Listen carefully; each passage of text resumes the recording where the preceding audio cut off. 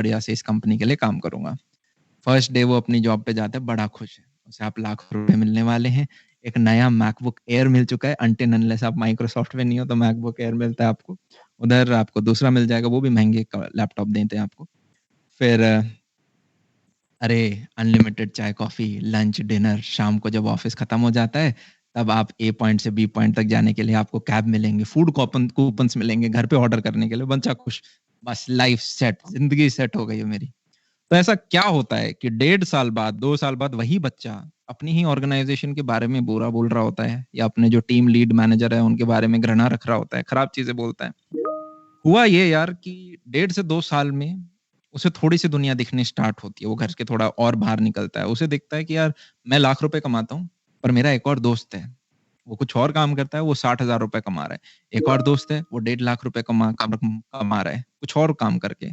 एक व्यक्ति है जो कि हो सकता है 5 से 6 लाख पर मंथ कमा रहा हो। और फिर उसके दिमाग में आता है कि यार लाख रुपए तो मैं शायद कुछ और करके भी कमा सकता हूँ।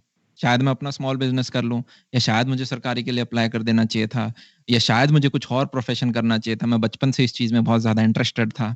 और वो अपने आप को वो क्वेश्चन करने लग जाता है क्योंकि अब मनी जैसे इंसुलिन रेज़िस्टेंस हो जाता है ना यार अगर बॉडी में तो ऐसे यूँ ब्लड शुगर लेवल बढ़ जाता है, डायबिटीज़ वग़ैरह हो जाता है। तो उसी प्रकार से आप मनी रेज़िस्टेंस हो जाओगे। मतलब इन द सेंस पहले 3-4 महीने आपके जब लाख रुपए बैंक बैलेंस में बढ़ रहे थे तो आप मोटिवेट हो रहे थे। अब वो लाख रुपए नंब हो गए हैं आपके लिए। मतलब उतना अफ़ेक्ट नहीं करेंगे। और ये चीज़ मैंने भी रियलाइज़ करी जब मैं कॉलेज के फर्स्ट ईयर में था तो एज़ सच कुछ ज़्यादा पेमेंट हुई नहीं थी। शुरुआत के 6 महीने तो वैसे ही काम करते थे। 6 महीने बाद जाके मैंने मोनेटाइज़ेशन ऑन की। तो फर्स्ट पेमेंट आप एक तरह से कह सकते हैं एडसेंस से आई। तो आप अगर देखेंगे फर्स्ट मंथ की इनकम 0, सेकंड मंथ की 0 क्योंकि जब तक आपके $100 पूरे नहीं होते तब तक आपको फर्स्ट पेमेंट नहीं मिलती। ये उस टाइम यूट्यूब के रूल थे, शायद अभी भी रूल होंगे। तो वो $100 ₹8,000 हो ही नहीं रहे महीने के। 1 महीना निकल गया, 2 महीने निकल गए, 3 महीने निकल गए, 4 महीने निकल गए, हो ही नहीं रहे। तो एक पॉइंट के बाद वो दिन के ₹5, ₹10, ₹15 मिलने लग गए। तो दिन के ₹10 मिलते थे, बड़ा खुश होता था कि यार कैंटीन में गए, आज जो ₹10 की चाय पी, वो अपने पैसे की पी। तो ऐसे खुशी-सी आती थी मन के अंदर। फिर वो अमाउंट 20 एक दिन 500 पे पहुँचा। मतलब ऐसे यहाँ पे 6-8 महीने निकल चुके हैं, तो ऐसे यार दिन के ₹500 जब 11th-12th में कोचिंग करते थे, तो ₹500 1 घंटे के टीचर को देते थे। आज मैंने ₹500 कमा लिए। पर फिर उसमें एक लिमिट आ जाती है, एडसेंस से आप एक सर्टेन लेवल के ऊपर नहीं जा पाते। 3rd ईयर में जाके हमने लोगों के स्टूडियोज़ बनाने स्टार्ट किए। मैंने खुद का स्टूडियो बनाया, एक टीचर को मैंने दिखाया, उन्होंने कहा, "अरे यार, ये चीज़ तो हमें भी चाहिए होती है।" मैं एक दोस्त को रिकमेंड करता हूँ। स्टूडियोज़ लोगों के बनाए, उस टाइम मैं अपना आइडिया पिच करता था टीचर्स के पास जाके कि यार मैं 3rd ईयर का बच्चा हूँ, मैं क्या पढ़ाऊँगा? पर मेरे पास बच्चे हैं, क्यों ना मैं 3 अच्छे टीचर पकड़ लूँ कोटा, सिक्कर, बीकानेर वगैरह से, वो अपना पढ़ाएँ, कुछ बच्चों को बेच देंगे, ₹600-800 ₹1000 का कोर्स एक IIT वगैरह का या फिर 12th बोर्ड वगैरह के लिए। तो उस आइडिया को लेके मैं पिच करने जाता था। तो फर्स्ट पिच मैं जहाँ पे भी करने गया वो बीकानेर में सिटी थी। उधर मैंने जाके लोगों को बताया कि ऐसा कर सकते हैं। कुछ लोगों ने कहा ठीक है ये तो बढ़िया आइडिया हमारे लिए करो। मैंने कहा इसके लिए पहले स्टूडियो बनाना पड़ेगा। स्टूडियो बनाया, पहला स्टूडियो फ्री में बनाया, फिर उन्हें पसंद आया, उनके लिए और बनाए, फिर उन्होंने खैर डिच कर दिया मुझे। पर अल्टीमेटली ये पता चला मैं वहाँ से थोड़े पैसे कमा गया। डिच तो इसलिए किया यार क्योंकि उन्होंने सोचा 20 साल का व्यक्ति है ये क्या मार्केटिंग कर देगा हमारी। जो ये मार्केटिंग करेगा कोचिंग वाले हैं यार उन्होंने पैसे कमा रखे होते थे। वो कहते थे हम ही फेसबुक पे ऐड चला देंगे, हम ही इंस्टाग्राम पे ऐड चला देंगे। लास्ट में स्टूडियो वगैरह बना के ये समझ के कि सोशल मीडिया कैसे काम करता है वो मेरे को यूजुअली भगा देते थे। तो मैं दिल छोटा करके आ जाता था। मैं वापस उस टीचर के पास गया, क्या गंदे दोस्त आपने बताया, उन्होंने तो डिच कर दिया मेरे को, अब मैं क्या करूँ? तो उन्होंने कहा मेरे भाई एक और दोस्त हैं फरीदाबाद में, आप उनके पास जाओ, फिर दिल्ली में इनके पास जाओ। फरीदाबाद में गए, वहाँ पे एक बड़ा स्कूल था उन्होंने खोल रखा था जहाँ जेईई नीट स्कूल साथ में कराते थे। 14 रूम में उन्होंने मेरे से अपने करवाए। उन्होंने कहा कि यार हम सिर्फ़ जेईई का नहीं बेचना चाहते, हम 6, 7, 8, 9 सब कुछ बेचना चाहते हैं। मैंने कहा ठीक है, मैं 20 साल का बच्चा 35-40 साल के टीचर्स को पिच कर रहा हूँ कि किस प्रकार से आपको सोशल मीडिया के दौरान जब बच्चे हम कोर्स बना रहे हो, पढ़ा रहे हो। तो मुझे अंदर से कॉन्फिडेंस नहीं आ रहा है यार, ये सब 15 साल पढ़ा चुके हैं मेरे से ज़्यादा, खुद लोग बड़े-बड़े हैं, तो मतलब मैं अच्छे से पिच भी नहीं कर पा रहा, अटक-अटक के थोड़ा बोल रहा हूँ। बस कर दिया समहाउ उन्होंने कहा ठीक है, करते हैं, एग्री हो गए। सारे स्टूडियोज़ बना दिए, उन्होंने भी डिच कर दिया। उन्होंने कहा यार हम मार्केटिंग नहीं करा पाएँगे आपसे, हम सीडी बेचना चाहते हैं। मैंने कहा आप मुझे डिच करना चाहते हो आप करो, पर सीडीओ का ज़माना जा चुका है, एटलीस्ट पेन ड्राइव बेच दो, सीडी ड्राइव ही नहीं है आजकल लोगों के लैपटॉप में, पर उन्हें समझ नहीं आई, पर उन्होंने करा खैर, फ्लॉप हुए दोनों के जिन्होंने भी है। पर हुआ क्या, हर स्टूडियो जब हम बड़ा बनाते थे, बाद में बड़े-बड़े स्टूडियो मिले जिनमें 300 साढ़े 300 बच्चे भी मिलते हैं। मैं दोबारा आइडिया पिच करने चला जाता था। हर एक से 80,000 से लाख रुपए तक का मेरा कट मिल जाता था। तो कोई मुझे डिच तो करता था, पर उसके स्कूल में आप पूरा स्टूडियो बनाते हो, तो उससे मेरे को कैपिटल मिलने स्टार्ट हुई। तो मैंने कहा, "अरे वाह! ये भी बढ़िया चीज़ है।" तो कैपिटल बड़ा भी हम करने लगे, जब तक फिर 3rd ईयर खत्म हुआ, 4th ईयर में भी सिमिलर काम किए। तो प्लेसमेंट वगैरह छोड़ दी थी। हमारा एनएसआईटी में, आईटी में एवरेज पैकेज 17-18 लाख उतना ही जितना। तो पहली कंपनी माइक्रोसॉफ्ट आई, दिल धक-धक करने लगा, छोड़ा प्लेसमेंट। तो पापा से लड़-लड़ाई करके खैर अभी एक साढ़े 3-4 घंटे का सेमिनार होता है, तो हम हर चीज़ को डिटेल करके लड़ाई मतलब ऐसे कटोरा लेके जो हम भीख माँगते हैं, "पिताजी, पिताजी प्लीज़ मुझे अपना छोटा काम करना है। क्या मैं" पिताजी का सपना है कि यूपीएससी निकाले बच्चा। तो मेरे पास 3 चीज़ें थी 3rd ईयर में, या तो मैं प्लेसमेंट ले लूँ, या फिर मैं यूपीएससी निकाल लूँ, या फिर मैं अपने स्मॉल बिज़नेस पे ध्यान दूँ। तो पापा को मैंने कॉल किया, और यहाँ पे पेरेंट्स बहुत इम्पोर्टेंट हैं। दुनिया ज़िंदगी में आपके 2 डिसीज़न होंगे जनाब, ध्यान से सुन लो, इस चीज़ को लिख भी लो अगर इफ पॉसिबल। लिखें ज़रूर, एक फैक्टर बेस्ड रिसर्च, जो भी लोग अपना ज़िंदगी का ये लिख लेते हैं कि मेरा मिशन स्टेटमेंट क्या है, उसको लिख लेते हैं मिशन स्टेटमेंट को, वो 10 टाइम्स मोर रिच होते हैं, ये एक फैक्ट है। तो जिस प्रकार से हम रात का खाना भूल गए थे कल रात का, आप आज का सेमिनार ना भूलें, तो इस चीज़ को लिख लें। लिखना बहुत इम्पोर्टेंट है। 2 चीज़ें हैं वो, एक है आपका करियर ऑप्शन, आप ज़िंदगी में क्या करते हो, और दूसरी चीज़ है कि आप किसके साथ अपनी ज़िंदगी बिताने वाले हो, which is your life partner. अगर ये दोनों डिसीज़न आपने स्वयं नहीं लिए हैं, तो शायद आज नहीं, 2 year, 5 year, 10 year, 15 year, 20 year down the line, maybe शायद आपको रिग्रेट हो रहा हो कि यार शायद मुझे खड़ा होके अपने लिए कॉल लेनी चाहिए थी। 2019 में मेरे बैच की प्लेसमेंट हुई थी। ऑलरेडी 4-5 बंदे हैं जो अपनी जॉब छोड़ चुके हैं। अब ऐसा नहीं कि दुखी होके छोड़ा, उनके पैकेज अच्छे नहीं थे, अच्छे-अच्छे थे, कुछ के तो 40 लाख पैकेजेस थे, पर वो कुछ और करना चाहते थे, इसलिए उन्होंने छोड़ा। कोई सरकारी में चला गया, किसी को अपना खुद का स्टार्टअप करना था, खैर अलग-अलग जो भी। कुछ हैं जो नहीं छोड़ पाते, वो जुड़े ही रहते हैं।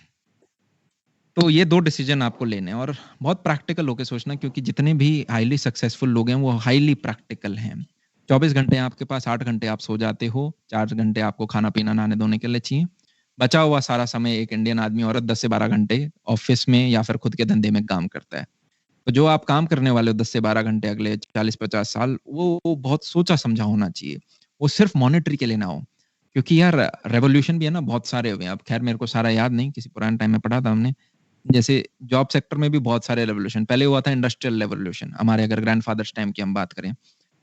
उस टाइम में बॉस इज़ राइट वाली चीज़ चलती थी। मतलब मालिक ने जो बोल दिया, वो आपको पैसे देता है महीने के। वो आपको ₹80 दे रहा है, ₹90 दे रहा है। उसने जो बोल दिया वो गाली भी दे सकता है, वो डाँट भी सकता है, तो एम्प्लॉयी छोड़ के नहीं जाता था। वो साफ-साफ करके बात करता था। फिर उसके बाद नेक्स्ट जनरेशन आई। नेक्स्ट जनरेशन थी, वो आई गेस आपका पहला इंडस्ट्रियल था, फिर था आपका इन्फॉर्मेशन रिवॉल्यूशन, ठीक है? तो इन्फॉर्मेशन रिवॉल्यूशन जब हुआ था, जिसे आप आईटी रिवॉल्यूशन भी कह सकते हो, इन्फॉर्मेशन टेक्नोलॉजी रिवॉल्यूशन, उसमें लोगों ने अपना स्टैंडर्ड ऑफ लिविंग ठीक कर लिया था कि यार हम उस आदमी के लिए काम करेंगे जो हमें ठीक तनख्वाह दे देगा, जिससे कि हम बच्चों को अच्छे स्कूल में पढ़ा पाएँ, अपनी ईएमआई वगैरह दे सकें। अब ये जो तीसरा आया है, जो कि हमारी जनरेशन है, इसे बोलते हैं सोशल रेवोल्यूशन। और सोशल रेवोल्यूशन में सिर्फ तनख्वाह नहीं देखी जाती, तनख्वाह के साथ बाकी सारे एस्पेक्ट्स भी देखे जाते हैं। Quality of life, quality of work environment, quality of people जिनके बीच में मैं काम कर रहा हूँ। क्या मुझे ग्रोथ मिल पा रही है या नहीं? क्या मेरे लाइफ का कोई पर्पस फुलफिल हो रहा है या नहीं? 5 साल बाद मैं बोर तो नहीं हो जाऊँगा? क्या मैं एक इम्पैक्ट मार रहा हूँ या नहीं? ऐसे इस प्रकार के सवाल आप अपने आप से पूछोगे, या तो अभी या आने वाले कुछ समय में। तो इसी प्रकार से आगे थोड़ा और बात करते हैं। स्पॉन्टेनियस तो मैं भूल जाता हूँ कभी-कभी कहाँ से क्या चीज़ उठाई थी, किस चीज़ पे हम बात कर रहे थे। तो एक बार मैं एक व्यक्ति का इंटरव्यू ले रहा था, तो स्प्रिंकलर और माइक्रोसॉफ्ट 2 कंपनी के थे बच्चे। तो मैंने पूछा, यार कितना पैकेज है? उसने कहा 40 टू 43 लाख है। मैंने कहा इन हैंड कितना है? बोला 13.5, ढाई जॉइनिंग बोनस प्लस 20-22 लाख के स्टॉक्स हैं जो 4 साल में बट के मिलेंगे। तो एक तरह से 20-21 लाख इन हैंड कैश है। मैंने कहा ठीक है। इनमें से कितना खर्च कर लोगे, कितना बचा लोगे? बोला 5 लाख बचा लूँगा, 15 लाख सॉरी 5 लाख खर्च करूँगा और 15 लाख सेव कर लूँगा। मैंने कहा ज़िंदगी में क्या करना चाहते हो 40 साल बाद? वो भी एक बार सोचने लगे, यार 5 साल का सोचते हैं, इन्होंने तो 40 इयर्स का बोला गाय बचाना चाहता हूँ। मैंने कहा अच्छा गाय बचाना चाहते हो, तो बचाओ। तो उसने कहा अभी नहीं, अभी मैं पहले पैसे बचाऊँगा, उसके बाद गाय बचाऊँगा। मैंने कहा कितने पैसे कलेक्ट कर लोगे? आज ही 4-5 गायों का कर लो, वरना 15 साल, 10 साल जितना आप वेट करना चाहते हो पैसा एक्यूमुलेट करने के लिए, तब तक तो नुकसान हो जाएगा गायों का, काफ़ियों का। बोले नहीं अभी मेरे पास कैपिटल नहीं है। तो मैंने कहा ठीक है, देखते हैं आप कितना कैपिटल एक्यूमुलेट कर लोगे, जो भी आप अभी जॉब कर रहे हो। तो उन्होंने कहा कि 15 लाख पर ईयर मैं सेव कर लूँगा तो 10 साल में मैंने कहा 1.5 करोड़, बोला हाँ। 15 साल में मैंने कहा सवा 2 ढाई करोड़, बोला हाँ। मैंने कहा इस 2.5 करोड़ का डबल कर लेते हैं राउंड ऑफ करके, 5 करोड़ मान लो आपने सेव कर लिया अगले 15 साल में। अब देख लेते हैं आप फाइनेंशियली इंडिपेंडेंट हो पाए या नहीं। अब मेरी डिक्शनरी में यार फाइनेंशियल इंडिपेंडेंस जो शब्द है, वैसे तो मैंने एक यूट्यूब पे वीडियो बनाया जिसमें कहा अगर आपके बैंक अकाउंट में 3.6 करोड़ रुपीस है, कितने? 3.6 करोड़ रुपीस हैं, तो आप फाइनेंशियली इंडिपेंडेंट हो। मतलब आपको उतना पैसा पर मंथ मिलता रहेगा, आप उसका आधा तो डालो बैंक में और आधा डालो स्टॉक में। तो बैंक का जो इंटरेस्ट है उससे तो आपका महीना चलेगा और स्टॉक में वो पैसा बढ़ता जाएगा। मैंने बनाया वीडियो, आप चाहें तो डिटेल में देख सकते हैं। तो आपको पर मंथ लाख सवा लाख रुपए एज अ सैलरी मिलती रहेगी, जो एक सॉफ्टवेयर इंजीनियर की होती है। 5 से 10 साल बाद वही सैलरी आपकी 5 से 6 लाख 10 लाख पर मंथ तक हो जाएगी, क्योंकि महंगाई बढ़ रही है। तो इस हिसाब से सॉरी 40 साल बाद आपकी वो 10 लाख हो जाएगी। 10 साल में 10 लाख नहीं होगी, 40 साल में 10 लाख होगी। इस हिसाब से मैंने 3.6 करोड़ निकाला था। फिर मैंने इसको एक और थॉट दी, मैंने कहा 5 करोड़ अमाउंट कितना ही होता है। अगर आप एक ठीक कंपनी में काम कर रहे हो और अगर आप अर्बन सिटीज में रह रहे हो, क्या मैं कह सकता हूँ हर व्यक्ति का एक सपना होता है कि मैं लाइफ में अपना खुद का घर बनाऊं? यस, कि मेरा खुद का घर हो। एग्जैक्टली वो सर। घर मात्र 2 से 3 करोड़ का हो जाएगा अगर आप एक 3 बीएचके लेना चाहेंगे। 4 बीएचके अगर आप सोचते हैं कि यार मेरे पिताजी भी मेरे साथ रहें, मैं भी रहूं, मेरे आने वाले बच्चे भी रह जाएं, तो 4 बीएचके आराम से 2 to 3 सीआर इजीली, अगर आप अच्छे लोकेशन में देखते हैं तो। अब 2 बच्चे भी करोगे आप, 2 बच्चों का प्राइवेट स्कूल में खर्चा, प्राइवेट ट्यूशन प्लस उनकी कॉलेज की फीस, 1 करोड़ रुपए के करीब खर्चा ये भी है। उनमें से एक बच्चे ने कह दिया मुझे फॉरेन ग्रेजुएशन करनी है, तो लो जी 1 करोड़ और गया। गाड़ी लोगे, अब हो सकता है या तो आप 50 लाख की मर्सिडीज ले लो, या फिर अपनी पूरी जिंदगी में 3 छोटी-छोटी गाड़ी ले लो। एक वैगनआर ले ली, एक मर्सिडीज ले ली, एक थोड़ी अच्छी सिविक टाइप ले ली, तब 50 लाख। तो 50 लाख आपके व्हीकल्स के खर्च कर दिए मैंने।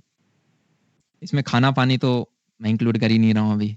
बड़े-बड़े मेडिकल इमरजेंसी कोई आ गई, आपके पिताजी आपके साथ ही रहेंगे, एज्यूम कर रहा हूँ आप उनका ध्यान रखोगे। एकदम से मेडिकल इमरजेंसी आ गई, खर्चे वो। शादी करानी है बच्चों की, भाई साहब इंडिया में शादी का खर्चा। अब हो सकता है आप जिंदा दिल आदमी हो, नए जमाने के है, मैं खर्चा क्यों करूंगा, पर हो सकता है आप कर भी रहे हो, तो फिर खर्चे आपको पता है शादियों में कितने होते हैं। मैंने कहा 5 करोड़ तो चले गए। तो आप 15 साल बाद भी जॉब करोगे, क्योंकि आपको क्या होगा दिमाग में, मेरे को अपने बच्चों को अच्छी जगह भेजना है। तो 15 साल बाद भी गाय तो बची नहीं। तो वो सोचने लग गया, अरे हाँ नहीं बची। तो मैंने कहा कुछ और स्ट्रैटेजी प्लान करते हैं। फिर मैंने ऐसी एग्जांपल स्टार्ट कर दिए, जैसे कि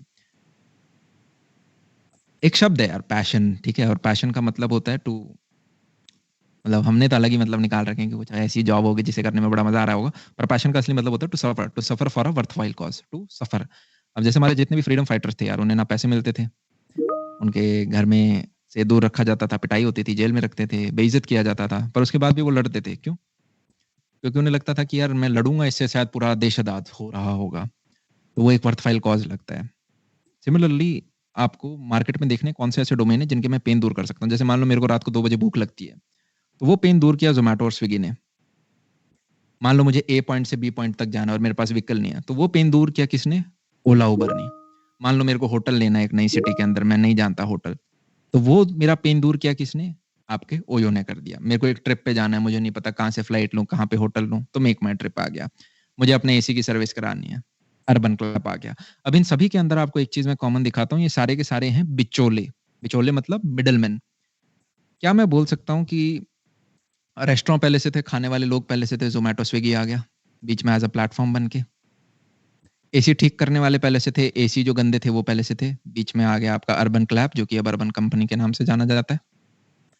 ठीक है।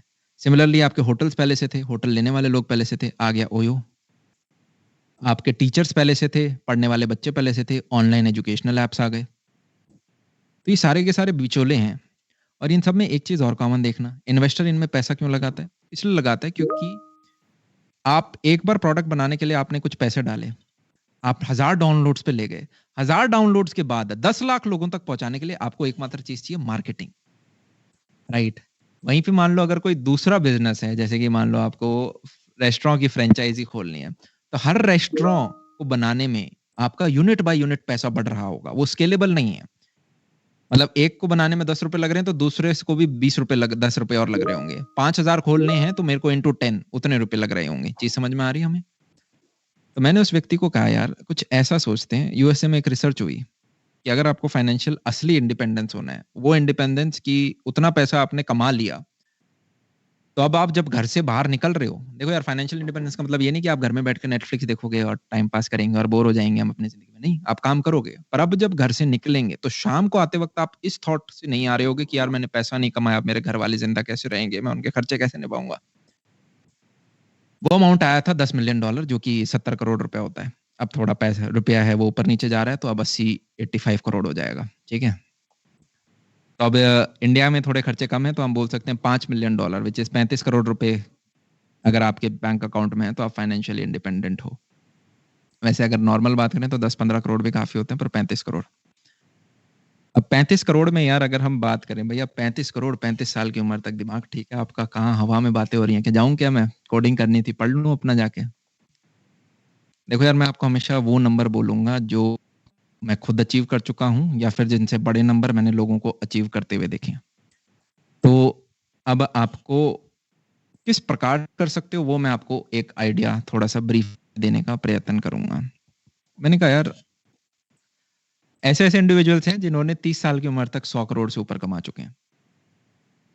ठीक है, अब आप कहोगे भैया आप 100 करोड़ की क्या बात कर रहे हो? बिलियनियर कंपनी भी हैं। देखो यार जब कंपनी बिलियन डॉलर्स की हो जाती है उसका मतलब ये नहीं है कि उसका जो फाउंडर है उसने भी उतने पैसे कमा लिए हैं।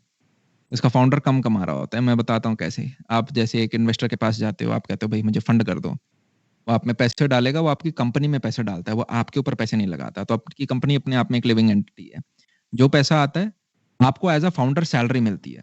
जैसे एक एम्प्लॉयी को सैलरी मिलती है, एक फाउंडर की भी सैलरी होती है। वो मालिक नहीं है उसका, बेच के नहीं निकल सकता। जैसे ही आपने फंडिंग ली, आप सोचो मैं बेच के अपना निकल जाऊँगा, ऐसा नहीं होता। कॉन्ट्रैक्ट होते हैं, आप नहीं भाग सकते। तो होता क्या है, जब तक आपके 5-6 राउंड नहीं होते, कि आपने भई पहले ओके चलो पहले सीड फंडिंग ले ली, फिर आपका ए, बी, सी, डी, ई, एफ। अब क्या है, अब अपना एक फाउंडर जब जैसे ही 6-7 राउंड हो जाते हैं, तो एक फाउंडर के पास जो इक्विटी वैसे बचती है, वो यूजुअली कभी-कभी 10% से कम बचती है। मैं ऐसे स्टार्टअप जानता हूँ, जहाँ पे उनकी फाउंडर की इक्विटी है 3 या 4%। मतलब बाकी सारा का सारा इन्वेस्टर के पास है। तो मतलब बाकी इन्वेस्टर चाहें तो फाउंडर को करके निकाल दें, उसकी जगह एक नया सीईओ ला सकते हैं। ठीक है? तो तभी आपने देखा होगा बड़ी-बड़ी कंपनीज़ में अगर आपने कुछ हिस्ट्री पढ़ रखी होगी, कैसे बड़े-बड़े निकाल दिए गए हैं, उन्हीं की कंपनी द्वारा मतलब जो कंपनी उन्होंने खुद बनाई, उसी में से निकाल दिए जाते हैं, क्योंकि उनकी इक्विटी स्टेक बहुत कम होती है, बाकी डायरेक्टर्स के पास ज़्यादा से होता है। तो ऐसे में जब आप एक नया फंडिंग का राउंड उठाते हो और जब आपकी इक्विटी डाइल्यूट होती है, मान लो 1000 करोड़ आ रहे हैं, तो आप ऐसे कह सकते हो फाउंडर कमाता है सेकेंडरी एग्जिट से। किससे? Secondary exit. Secondary exit in the sense आप कहते हो 1000 में से यार 800 तो लगा दो कंपनी में और 200 मेरे को दे दो। मैंने अपनी इक्विटी डाइल्यूट करी है जिसके बदले में आपने मुझे 1000 रुपए दिए हैं। 1000 में से 800 रुपए दे दो यहाँ पे और 200 रुपए मैं अपनी जेब में डालूँगा। तो सिमिलर अभी एक और सेकेंडरी एग्जिट रिसेंटली पिछले 2-3 महीने में हुई है, लगभग 700 करोड़ रुपए की, जहाँ पे फाउंडर ने अपने बैंक अकाउंट में डाले 700 करोड़। तो और कंपनी है वो मल्टी बिलियन डॉलर। ठीक है? तो इस प्रकार से एक फाउंडर अपने लाइफ में कमा रहा होता है। तो आप भी ऐसा सोच सकते हैं कि क्यों ना यार एक स्टार्टअप पे काम किया। अब स्टार्टअप नाम बोलते ही काफ़ियों के तो ऐसे ऐसे हो गया होगा। अरे यार! स्टार्टअप था क्या? वो तो करना ही नहीं भैया, देखो यूपीएससी का सेट है या फिर सरकारी का सेट है, नहीं तो एक जॉब लेनी है वो सेट है। ये फालतू काम मत बताओ। थोड़ी-सी प्रोबेबिलिटी, इतनी देर सुना है तो हम थोड़ा-सा और ही सुन लें, है ना यार? दुनिया के 3% लोग हैं ना, बचे हुए 97% से ज़्यादा वर्थ रखते हैं। दोबारा बताऊँ? दुनिया के 3% लोग, बचे हुए 97% लोगों से ज़्यादा पैसे की वर्थ रखते हैं, फाइनेंशियली ज़्यादा पैसे कमा रखे हैं उन्होंने। तो जिस भीड़ के बीच में हमने रह के अपने बिलीफ्स बनाए, जो कि मेजॉरिटी मीडियोकर है, हम अपने पिताजी के, माताजी के साथ में रहे हैं, हम अपने दोस्तों के बीच में रहे हैं, स्कूल टीचर्स के बीच में रहे हैं, ठीक है? तो हमारे बिलीफ्स भी उस प्रकार के बने, हमने सोच भी वैसी-सी बनाई है। क्यों ना 10 लाख बच्चे मिलके एक गवर्नमेंट एग्ज़ाम के पीछे भागते हैं। अब देखो यार मेरे घर में 11 भाई हैं, ठीक है? और सारे के सारे गवर्नमेंट में मेरी दी हैं जिन्होंने यूपीएससी निकाले। मेरे पापा ऑल इंडिया रैंक 1 थे जब उन्होंने अपना पेपर दिया था गवर्नमेंट एग्ज़ाम का। तो मैं सरकारी ऑफ़िसर्स को बहुत ज़्यादा रिस्पेक्ट करता हूँ। मैं पहला व्यक्ति हूँ जो कि भई प्राइवेट में आया। पर आज के दिन जब मैं देखता हूँ 10 लाख लोग, 20 लाख लोग, कुछ-कुछ एग्ज़ाम्स हैं जिसमें 1 करोड़ से ऊपर लोग बच्चे फॉर्म भरते हैं। एक एग्ज़ाम के पीछे भाग रहे हैं और सिलेक्शन रेशियो क्या है? 0.1%, 0.01% भी है। अब मैंने कहा स्टार्टअप के फैक्ट देख लेते हैं। इंडिया में 10 में से 9 स्टार्टअप फेल होते हैं पहले 1 साल में, व्हिच इज़ 10% सक्सेस रेशियो। मैंने कहा ये तो बहुत बढ़िया है। कहाँ 10% और फर्स्ट ईयर में आप कोई भी सरकारी निकाल के दिखा दो मुझे। मतलब निकालने को निकाल सकते हो, दी ने निकाला है, पर मतलब सक्सेस रेशियो उसमें कितना कम है। चीज़ समझ में आ रही है आपको? तो आप प्रोबेबिलिटी को उस हिसाब से जिस डायरेक्शन में, जिस डोमेन में जनाब आप 10 बंदे ना बता पाओ ना, वो डोमेन में सैचुरेशन नहीं है। जैसे मैं एसएससी एग्ज़ाम का बता सकता हूँ कि 10 लाख बच्चे पक्का भर रहे हैं इसको। पर अगर आप यूँ ना बता पाओ ज़ोमैटो, स्विगी, तीसरा अर्बन ईट्स, चौथा आप या आप चले जाओ, ठीक है? 5वां, छठा, 10वां ना बता पाओ, तो वहाँ पे सैचुरेशन नहीं आया क्योंकि आप जिस मार्केट में जनाब बैठे हुए हो, वो 150 करोड़ की पॉपुलेशन है। लगभग पहुँच गए हम 150 करोड़। तो 150 करोड़ की पॉपुलेशन पे एक ज़ोमैटो, एक स्विगी राज नहीं कर पाता। मतलब मार्केट बहुत बड़ा है। आपने एक स्टेट भी पकड़ लिया, आपने एक डिस्ट्रिक्ट भी पकड़ ली, तो मतलब उस हिसाब से आपको चीज़ों को थोड़ा-सा सोचना है, जो कि नहीं हम सोच पाते। अब हमें घर में यार माँ-बाप देखो, मैं भी उसी से आया हूँ, जहाँ से पिटाई पड़ती है 10th क्लास से पहले। बेलन, चप्पल, चिमटा, चिमटा मतलब पता ही है आपको, क्या ही बताना है। तो बेल्ट मतलब और मुँह से तो बस कोई है ही नहीं, मुँह से कितनी चीज़ें निकल रही हैं। फिर 11th-12th में कि ठीक है बच्चे बड़े लंबे हो गए हैं, अब इनको ना मारा जाए और उसके बाद कॉलेज में थोड़ा वो कोशिश करेंगे आपके दोस्त बन पाएँ। अगर आप अभी कॉलेज जॉइन नहीं किया है, तो घर में ही बैठे हो तब शायद रियलाइज़ नहीं किया होगा। पर जब आप उनसे 100, 200, 400 किलोमीटर दूर चले जाते हो, अब वो आपके दोस्त बनना चाहेंगे कॉलेज के दौरान कि हमें कुछ चीज़ें बताएँ, अपनी ज़िंदगी से जोड़ के रखें। तो आपको जनाब अपने आप से ये पूछना है, सब आप है ना अभी जैसे 18-20 साल के हुए हो, ऐसे ही आप 30 के भी हो गए, 40, 50, 60, 70 और जब 70 साल की उम्र में आप हो गए, हर व्यक्ति अपनी एक किताब लिखता है। कुछ असली में लिख देते हैं, कुछ वरना दिमाग में सोचते हैं। कुर्सी पे बैठ जाएँगे, आसमान की तरफ देख के अपने पिछले 70 साल विजुअलाइज़ कर रहे होते हैं। आपको अपने आप से पूछना है कि क्या मैं वो व्यक्ति होने वाला हूँ? आज के दिन इस पृथ्वी पे इतने लोग ज़िंदा हैं जितने कभी मरे नहीं, ये एक फैक्ट है। इतने लोग ज़िंदा हैं जितने कभी मरे नहीं। क्या आप वो व्यक्ति बनना चाहते हो जो बोले, "मैं 18 साल की उम्र तक स्कूल तक पढ़ा एक अच्छा बच्चा था। मेरे अच्छे मार्क्स आते थे, फिर मैं कॉलेज चला गया, कॉलेज में भी मैंने ठीक सी जीपीए मेंटेन करी, मेरी एक अच्छी सी जॉब लग गई। फिर जॉब के बाद मैंने 4 साल बैचलर लाइफ करी अपनी, फिर मेरी शादी हो गई। शादी के बाद मेरे बच्चे हो गए, अब उनका मैं एक अच्छा प्राइवेट कॉलेज में नर्सरी में एडमिशन कराया। फिर वो धीरे-धीरे 10th में हो गए, एक बच्चा बात मानता है, एक बच्चा बात नहीं मानता। अब मैं सोच रहा हूँ एक को जेईई और एक को डॉक्टर बना दूँ। ज़्यादा ज़िंदा दिल हो तो उन्हें अपना प्रोफ़ेशन अपने आप सेलेक्ट करने दूँ। और उसके बाद वो बड़े हो गए, कॉलेज एक की ग्रेजुएशन बाहर से कराई, एक की यहाँ से कराई। अब मैंने दोनों की शादी करा दी, एक बेटा मेरे साथ रहता है, एक बेटा बाहर रहता है। 2 बिटिया थी या फिर 1 बिटिया साथ रहती है, 1 बिटिया बाहर चली बिटिया दोनों चली गई। जो भी फिर आप 40, 50, 55 साल के हो गए, मैंने एलआईसी अपनी करा ली है, पेट मेरा थोड़ा-सा बड़ा हो गया है। एक खुद का घर मैंने बना लिया जिसके आगे छोटा-सा लॉन है। एक 8 साल पुरानी गाड़ी आगे घर के खड़ी है और अब मैं आसमान की तरफ देख के आराम से अपना समय रिटायर होके बिता सकता हूँ। क्योंकि अगर यही प्लानिंग हमारी कर चलनी है, तो आप एकदम राइट पाथ पे हो, आपको कुछ भी नहीं करना है। ठीक है? आप एकदम राइट पाथ पे हो, आपको बढ़िया पैकेज मिलने वाला है और उस पैकेज के साथ आप बढ़िया जितने भी मैंने चीज़ें बताई सारे काम कर सकते हो। पर मैं पक्का श्योर हूँ, जो आपका थोड़ा-सा पुराना बच्चा है, जो 2nd 3rd क्लास में जो आप अपने में थे, उसके सपने थोड़े बड़े थे और वो अभी भी कहीं न कहीं ज़िंदा है। वो आज नहीं तो 5 साल बाद रो के बोलेगा कि क्या कर रहा है ज़िंदगी में? देखो यार, if you want to be a leader, you have to be a good follower, ठीक है? आपको एक अच्छा फॉलोवर बनना पड़ेगा। मैं ये किसी भी एंगल से नहीं कह रहा हूँ कि जॉब करना गंदी है। आप जैसे ही 1 लाख की जॉब इंडिया में ग्रैब करते हो, आप ऑलरेडी टॉप 1% पॉपुलेशन में हो। चीज़ समझ में आ रही है? जो हमें कहते थे ना, बी इन द टॉप 1%, बहुत मेहनत करके आप एनआईटी के अंदर पहुँचे हैं।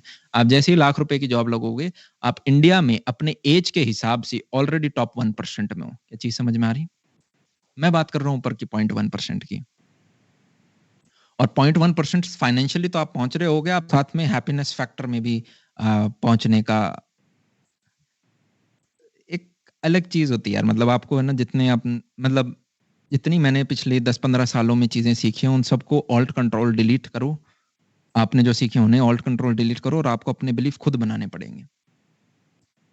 मेरे लकीली मुझे ऐसे लोग मिले या फिर ऐसे लोगों के साथ मेरे संबंध रहे, चाहे थोड़ी देर के लिए रहे, कुछ घंटों के लिए रहे। ऐसे व्यक्ति जो साल के 2000 करोड़ कमाते हैं, ऐसे व्यक्ति जो कि 30 साल की उम्र में 100 करोड़ कवर कर चुके, ऐसे व्यक्ति फाउंडर्स जो कि आज के दिन बिलियनियर्स हैं। और उनसे मैं जितना मिला हूँ, मुझे उनसे हर बार ये अनुभव हुआ है कि वो हाइली प्रैक्टिकल हैं, हाइली प्रैग्मैटिक हैं वो। मतलब हम जिन चीज़ों पे यूँ सोच लेते हैं, एक छोटा-सा एग्ज़ाम्पल लेते हैं। मैंने एक यार प्रायोरिटी लिस्ट बनाई है अपनी 20 से 30 के लिए, आप चाहें तो उसे लिख सकते हैं। प्रायोरिटी लिस्ट जो आपको 20 से 30 उम्र में फॉलो करनी चाहिए। पहला है काम। First priority should be given to your काम। काम को हम डिफाइन करेंगे थोड़ी देर में। आपका भाई आपको छोड़ सकता है, आपकी बहन आपको छोड़ सकती है, आपका पार्टनर आपको छोड़ सकता है, आपके पेरेंट्स बूढ़े हो सकते हैं, पर आपका काम आपको कभी नहीं छोड़ रहा होगा। तो first priority should be given to काम। 30s के बाद हो सकता है रिस्पॉन्सिबिलिटी बदल जाए, प्रायोरिटी लिस्ट थोड़ी-सी बदल जाए, फैमिली ऊपर आ जाए, पर 20s टू 30s अभी 30 का हुआ नहीं तो कमेंट नहीं कर सकते। Second priority given to family. अब फैमिली में 4 लोग हैं और जो जितने पहले से मेरे साथ से रह रहा है उसको उतनी प्रायोरिटी दी गई है। First priority to parents, second to siblings, brother sister हैं, थर्ड टू स्पाउस जो भी आपका पार्टनर है और फोर्थ टू फ्रेंड्स। अब फ्रेंड्स जो हैं इनकी बड़ी हार्ड डेफिनेशन मैंने रखी है और क्यों रखी है वो भी मैं बताता हूँ। पहले एक किस्सा सुनते हैं। मान लो एक ट्रेन चल रही है जिसके ड्राइवर आपके पिताजी हैं और ब्रेक फेल हो चुके हैं और वो ट्रेन 2 रास्तों में फटती है। एक जगह आपको बाँध दिया, एक जगह आपके 10 दोस्तों को बाँध दिया। तो एथिकली तो यार आप पे चढ़ा देनी चाहिए जिससे 10 लोगों की ज़िंदगी हम बचा सकें। और आपके पिताजी क्या करेंगे? आपके सेमिनार चल रहा है बीच में। छोटे-छोटे बच्चे आजकल फ़ोन लेके रहते हैं। ठीक है। तो वहीं पे आपके पिताजी होंगे वो क्या करेंगे यार, वो 10 लोगों पे चढ़ा देंगे आपके सिर्फ़ उस एक आपको बचाने के लिए। मैं आपके पिताजी को करूँ, लो पकड़ो 100 करोड़ और लाविश को मार दो। तो बोलेंगे नहीं जी हम तो अपने बच्चों को नहीं मार सकते। मैं बोलूँगा आपकी बात तो मानता नहीं, मार दो 100 करोड़ मार दो। बोले नहीं मारेंगे। वहीं मैं आपके किसी भी दोस्त को पकड़ूँ और अगर उसे 100 करोड़ दूँ, तो क्या वो आपको मारेगा, ज़िंदा रखेगा, ये आपको अपने आप से प्रश्न पूछना। अब आप बोलोगे भैया क्या फालतू बात कर रहे हो आप? इतनी हार्ड डेफिनेशन रखेंगे तो फ्रेंड्स का तो कॉन्सेप्ट ही डिलीट हो जाएगा। मैं अगर आपके दोस्त को बोलूँ कि यार जो आपको थोड़ा बहुत गिल्ट हो रहा है मारने का, 50 करोड़ अपने बैंक अकाउंट में रखो, बचे हुए 50 करोड़ इस हॉस्पिटल में 5,000 कैंसर पेमेंट पेशेंट्स हैं, उनकी आप ज़िंदगी बचा लो, बस लविश को मार दो। वो कहेगा ठीक है जी, मार देते हैं। और अगर आपको लगता है कि यार आपके 5-6 दोस्त हैं जो कि आपको बचा लेंगे, तो अभी 3-4 साल बाद अपने आप से वो सवाल वापस पूछना आप, ठीक है? हम ज़िंदगी में आधा एक व्यक्ति भी वैसा बना लें, तो वो भी एक बहुत बड़ी अचीवमेंट होगी। अब आप पूछेंगे इतनी हार्ड डेफिनिशन क्यों? जिस व्यक्ति को आपने यहाँ जगह दे दी ना यार, वही आपको चोट पहुँचा सकता है, उसके अलावा नहीं। आप रेड लाइट पे खड़े हो, कोई आपके छोटा-सा पास आ जाता है, हॉर्न मार देता है, आप 5 सेकंड के लिए गुस्सा करोगे, उसके बाद अगली रेड लाइट तक भूल जाओगे कि कौन व्यक्ति था। पर मैंने कॉलेज में बहुत बच्चे देखे हैं, प्लस हज़ारों ईमेल देखे हैं, जहाँ पे बच्चा बोलता है, "भैया, मेरे उस दोस्त ने मेरे साथ ये कर दिया और मैं पिछले 2 महीने से इस वजह से काम नहीं कर पा रहा हूँ।" व्हाट्सएप स्टेटस पे वॉर चल रहे हैं। एक दोस्त लगा रहा है स्टेटस में, वो दोस्त ही क्या जो बुरे समय में मेरे साथ ना रह सका। दूसरा दोस्त भी अपना स्टेटस में कुछ-कुछ बदल रहा है, वो अपनी प्रोफाइल के नीचे वाली लाइन बदल रहा है, हे आई एम यूजिंग व्हाट्सएप जो भी है उसको बदल रहा है। और यहाँ पे सिर्फ दोस्त छोड़ो, अगर आपने राहुल नेहा दोस्त-दोस्तनी कुछ बना लिया, तो ऐसे तो मैंने बहुत ही बच्चे देखे हैं ईमेल्स में, सिर्फ ईमेल्स की बात कर रहे हैं यहाँ पे हम। भैया मेरा एक छोटा-सा दिल था, जो कि टूट गया और अब मैं पिछले 6 महीने से कुछ काम नहीं कर पा रही हूँ, कर पा रहा हूँ। कुछ बच्चे हैं जिनका ग्रेजुएशन में ही वो दर्द पूरा खत्म नहीं हो पा रहा है। जनाब, ज़िंदगी में पहले खड़े हो जाएँ, पहले बुलंद हो जाएँ, उससे पहले ही हमने दिल टुटा लिया है, हम वही दुखी हुए घूम रहे हैं। क्यों? क्योंकि आपने यहाँ जगह दे दी। जनाब, स्कूल के दोस्त छूटे थे ना आपके? मतलब स्कूल के कितने दोस्त हैं जो कॉलेज में फ़ॉलो अप कर पा रहे हो? अभी कॉलेज में ज़्यादा अगर टाइम नहीं हुआ है तो शायद अभी भी बात होती होगी। एक नहीं रहेगा मतलब 1-2 टिक जाएँ वो भी बड़ी बात है। आप कॉलेज जैसे ही छोड़ के प्रोफ़ेशनल लाइफ़ में आओगे, कॉलेज के दोस्त छूट जाएँगे। बोलने के लिए हाँ, हम लाइफ़ टाइम के दोस्त बनाते हैं कॉलेज में, पर वो भी सारे छूटते हैं। कभी-कभी 6 महीने में 1 बार बात, साल में 1 बार बात आपकी हो पाएगी और वो भी 2-3 लोगों से। और बाकी मैं अपडेट कर दूँगा, अभी मेरे को 1.5 साल ही हुआ है, 3-4 साल बाद आके आपको बताएँगे कितने लोगों से और बात होती है। हर टाइम आपके नए लोग आप होंगे जिनके आपके जानकार, तो उन व्यक्तियों के पीछे आप अपना कीमती समय ना लगाएँ। आप उनके साथ बैठ के नेटफ्लिक्स देखो। आप उनके साथ बैठ के ट्रिप पे जाओ। आप उनके साथ घूमो, बंक करो।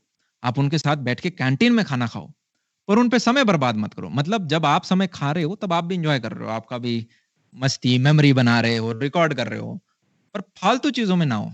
चीज़ समझ में आ रही है? कोई दिल छोड़ के चला गया, 6 महीने नहीं पढ़े, दोस्तों के साथ वॉर चल रहे हैं। नहीं, कोई नहीं रहने वाला आपके साथ। आपके साथ जो एकमात्र व्यक्ति रहेगा, जो खुश होगा, वो होंगे आपके पेरेंट्स। एक समय में हो सकता है भाई-बहन भी आपसे इतना ना रह पाएँ, पर पेरेंट्स आपको कभी भी तो इसलिए हमेशा मेरा फ़ेवरेट डायलॉग है ये, 2 ही व्यक्ति हैं जो आपको आपके लाइफ में आगे देखना चाहते हैं, एक आप खुद और एक आपके पेरेंट्स, इसके अलावा नहीं। मतलब आप खुद एक बार कुएँ में कूद सकते हो, सिगरेट पी सकते हो, पर आपके माता-पिता हमेशा आपको रोकेंगे कि नहीं यार ये चीज़ मत कर। वो चिल्लाएँगे, कभी-कभार बच्चा बोलता है भैया मेरे पेरेंट्स आपको जानते नहीं हो, बहुत चिल्लाते हैं, मेरे को समझने की कोशिश नहीं करते। देखो यार, मेरा पहला तो मानना ये है कि कॉलेज के दौरान बच्चे की रिस्पॉन्सिबिलिटी है 2 से 3 साल लगा के अपने पेरेंट्स के साथ टोटल कंफर्टेबल होना। मैं एक बार एक व्यक्ति के साथ मिला, हाइली सक्सेसफुल, उसने कहा अमन तुम और मैं इसलिए अच्छा कर रहे हैं, क्योंकि हम अपने पेरेंट्स के बहुत ज़्यादा क्लोज़ हैं। तुम्हारे पास हम यंग हैं तो एनर्जी है, पिताजी का एक्सपीरियंस लगता है और कुछ बढ़िया चीज़ हो पाती है उसमें। अब मैं छोटे-छोटे एग्ज़ाम्पल ले सकता हूँ, जैसे जैसे अब तो ऑफ़लाइन सेमिनार्स नहीं होते। एक ज़माने में जब ऑफ़लाइन सेमिनार होते थे, तो एक बच्चा था बच्चा-बच्ची ले लो आप, जेंडर रिवील नहीं रख सकते हैं उसका। वो बच्चा-बच्ची बोली कि भैया मेरा तो एक कोई बॉयफ्रेंड गर्लफ्रेंड था, उससे मेरा रिश्ता-नाता टूट गया। मेरा तो इतना दिल टूटा, क्योंकि मेरा बहुत पुराना रिलेशनशिप था, मैं तो अकेला-अकेली हो गई और मैं इतना अकेली-अकेली हो गई कि मैंने 4-5 छोटे-छोटे दोस्त और बना लिए। अब जैसे ही वो 4-5 छोटे-छोटे दोस्त बनाए, अब आज के दिन मेरी सेल्फ वर्थ 0 हो गई, नील बटा सन्नाटा। अब जनाब, और ये एक बहुत, आप लोनली कैसे हो सकते हो जब आपके माता-पिता ज़िंदा हैं? ये आप आपके माता-पिता ज़िंदा हैं और हम बैठ के लोनली हो रहे हैं। आपको अपना करियर डिसीज़न लेना है और हम अपने दोस्त से पूछ रहे हैं, हम अपने पेरेंट्स को देखो यार, अगर पेरेंट्स को बिल्कुल ही नॉलेज नहीं है, तब चलो ठीक है, एक चीज़ समझ में आ रही है। आपको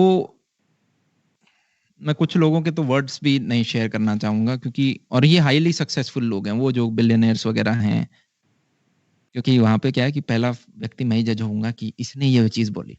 तो चलो हम तो दूसरी चीज़ें हम पहले डिस्कस कर लेते हैं धीरे-धीरे। एक 4 घंटे का सेमिनार होता है तो मैं एक अच्छा बेस बना पाता हूँ, प्लस वो इन रूम चीज़ होती है तो वहीं के बच्चे समझ पाते हैं। लाइफ में यार अब चीज़ें नोटिस करें जो मेरे को पर्सनली मुझे हेल्प किया, वो मैं आपको genuinely as a big brother आपको बता देता हूँ। मैं चाहता हूँ कि मेरा मानना ये है यार, मेरा लाइफ का मिशन स्टेटमेंट है, मुझे 50 करोड़ बच्चों तक पहुँचना है ऑफ़लाइन 2061 तक, ठीक है? अगले 40 सालों के अंदर, ये मेरा मिशन स्टेटमेंट है। और कुछ-कुछ वैल्यू एडिशन हो जाए, जैसे आज 100-200 बच्चे बैठे हुए हैं, इसी प्रकार से और बच्चे बैठे हैं, धीरे-धीरे हम बचें। हमारा आज ये 54th सेमिनार है, अब कोशिश होती है हर 30 दिन में लगभग 15 सेमिनार हों। जितने कॉलेजेस हैं, सबको रीच आउट किया जाए, 40 साल में सारे बच्चे कवर हों। कुछ ना कुछ नया मैसेज, मुझे लगता है हर सेमिनार में एक-एक बच्चा भी कुछ-कुछ चीज़ पकड़ेगा और वो बच्चा बड़ा होके अपने अगले 10,000 बच्चों को कुछ कर दे, किसी भी डोमेन के अंदर, ज़रूरी नहीं वो एजुकेशन हो, कोई भी इर्रिस्पेक्टिव, म्यूज़िक हो, कोई भी। हमें 1 से 2 जनरेशन चाहिए इंडिया को टॉप पे लाने पे, और ये मिशन स्टेटमेंट है। और आपके पास अगर पर्पज़ हो गया यार, कमा के आपको अच्छा लगेगा, पर दे के आपको बहुत अच्छा लगेगा। चीज़ समझ में आ रही है? कमा के आपको अच्छा लगेगा, पर और एक और इसमें मैं क्लॉज़ डालना चाहूँगा, आप एक जलता हुआ दिया दूसरे को जला पाता है, ठीक है? एक अपने पर्सनल एक्सपीरियंस से बताता हूँ, 4th ईयर में मुझे लगता था कि 3rd-4th ईयर में, यार है ना, सारी चीज़ खुद पढ़ा देते हैं, सिर्फ़ वेब डेवलपमेंट क्यों, फिज़िक्स भी पढ़ाते हैं, हिस्ट्री वगैरह भी पढ़ाते हैं, तो मेरे हिस्ट्री के भी कुछ लेक्चर्स डले हुए हैं, वैदिक मैथ्स के भी कुछ लेक्चर डले हुए हैं, कुछ-कुछ सारी चीज़ें पढ़ा दूँगा, मैं सब पढ़ा दूँगा। 3rd-4th ईयर का बच्चा होता है, होती है उसमें एनर्जी, वो पागल होता है, वो सोच लेता है कुछ ऐसी चीज़ें। एक पॉइंट के बाद पता चलता है आप नहीं पढ़ा सकते, आप 1 मैक्स 2 सब्जेक्ट पढ़ा पाओगे। फिर आप देखते हो यार ओके, क्या मुझे टीम चाहिए होगी? क्या मैं और बंदे हायर करूँ? अच्छा, पर मेरे पास तो कैपिटल ही नहीं है कि मैं और बंदों को हायर कर पाऊँ, क्या करूँ? तो मेरा डीटीयू में एक बार सेमिनार हुआ था और उस दौरान मैं बच्चों को मैंने कहा था कौन-कौन है जो कि साथ में मेरे साथ पढ़ाना चाहेगा? तो बहुत बच्चों ने एकदम से हाथ खड़ा करा, हम पढ़ाना चाहेंगे, फ्री एजुकेशन। मैंने 17 लोग बच्चे वहाँ से हायर कर लिए। लॉन्ग स्टोरी शॉर्ट, 2 महीने बाद कोई नहीं टिक पाया। एक बच्चा था जो टिक पाया, वो आज तक भी टिका हुआ है। ऑल्दो अब हम सैलरी मोड में आ गए हैं। तो मुझे वहाँ पे पता चला कि यार हर व्यक्ति का पैशन पर्पस अलग हो सकता है, प्लस आपको एक बड़ी टीम चाहिए और टीम को सस्टेन करने के लिए आपको कैपिटल चाहिए। तो मुझे पहले खुद बहुत एक्सटेंसिवली कैपिटल पे ही फ़ोकस करना पड़ा और इसमें चैलेंज ये आ रहा था कि मेरे पास एक बहुत स्ट्रॉन्ग, आप बोल सकते हो, फैमिली थी यूट्यूब के ऊपर, इनफैक्ट है। उस समय के हिसाब से भी काफ़ी अच्छी फैमिली थी और हमारा था फ्री एजुकेशन, तो कभी भी मैं उस चीज़ को मोनेटाइज़ नहीं करना चाहता था कि एक बनाया 4000 का कोर्स और बेच दिया और चलो ठीक है भाई, कुछ बच्चों ने लिया, उससे कैपिटल में लिए, टीचर हायर कर लिए और वो सिस्टम सारा बना लिया, वो काफ़ी आसान है करना। तो यूँ था कि चलो यार, उस मोटो से जब तक ना भटक पाएँ उतना बेटर है। तो दूसरे जगह से स्टूडियो बनाओ, कुछ भी चीज़ें करो, पैसे कमाओ और फिर आपको टीम हायर करनी है। तो वहाँ पे वो मेरे को एक इम्पोर्टेंट लेसन मिला कि आप जब अपनी टीम बिल्ड करते हैं, तो आपको टीम को भी एक सपने दिखाने होते हैं कि यार आपने जो सपने लिए, एक आपको बड़ी घर लेनी है, एक बड़ा गाड़ी लेना है, आपको फैमिली एनवायरनमेंट मिले, वो सारी अब मेरी रिस्पॉन्सिबिलिटी है उन्हें प्रोवाइड करना। तो एक जलता हुआ दिया ही दूसरे को जला सकता है। तो आपको खुद कैपिटल आप बहुत ज़्यादा कमाओगे, तब आप देने की अवस्था में आओगे। इसका मतलब ये नहीं है कि आप ₹100 कमाए और ₹2 दान कर दिए। इसका मतलब ये है, नेचर यार एवोल्यूशन को सपोर्ट करता है और एवोल्यूशन है transforming information to the next generation. Information is not only education, information by any means. तो अगर आप वो व्यक्ति हो जो आप ₹100 कमाते हो और 80 अपने ऊपर वापस लगा देते हो, अपने पर्पस के ऊपर वापस लगाते हो, जनाब आपको रोकने वाला आदमी कोई नहीं मिलेगा। और ये मैंने सबसे इम्पोर्टेंट चीज़ बोल रहा हूँ, आप अगर ₹2 कमाते हो, ये सबसे इम्पोर्टेंट लाइन है। ₹2 कमाते हो, वो ₹2 की नॉलेज आपके पास है, आपकी वैल्यू है ₹2। आपके पास ₹2 की नॉलेज है और आप हज़ार लोगों के साथ वो शेयर करते हो, आपने सबकी ज़िंदगी में ₹2 का वैल्यू एडिशन किया। अब आपको मैं दुनिया से ऑल्ट कंट्रोल डिलीट कर दूँ, तो दुनिया का ₹2000 का नुकसान हो जाएगा। क्योंकि अब वो 2000 ₹2 की नॉलेज नहीं सीख पाए आपसे। तो अब आज के दिन आपकी वैल्यू है ₹2000। ये सिंपल सा फंडा अगर आपने समझ लिया और एग्ज़ीक्यूट कर लिया, तो आपकी लिमिट नहीं है कि आप किस हद तक जा सकते हैं। पर हम जिस सोसाइटी में आज तक पैदा हुए हैं, ग्रो हुए हैं, उसमें हमें सिखाया जाता है खुद का पेट पालो, खुद का खाल मालो। और आप जनाब गीता पढ़ेंगे तो गीता में 4 टाइप के व्यक्ति हैं। मैंने भी कोई पूरी नहीं पढ़ी है। ठीक है, कुछ-कुछ इम्पोर्टेंट चीज़ें लोगों से पता चल जाती हैं, कभी खुद पढ़ लेते हैं। तो पहला आदमी जो खुद का पेट पालता है, वो तो कुत्ता और हाथी भी करता है।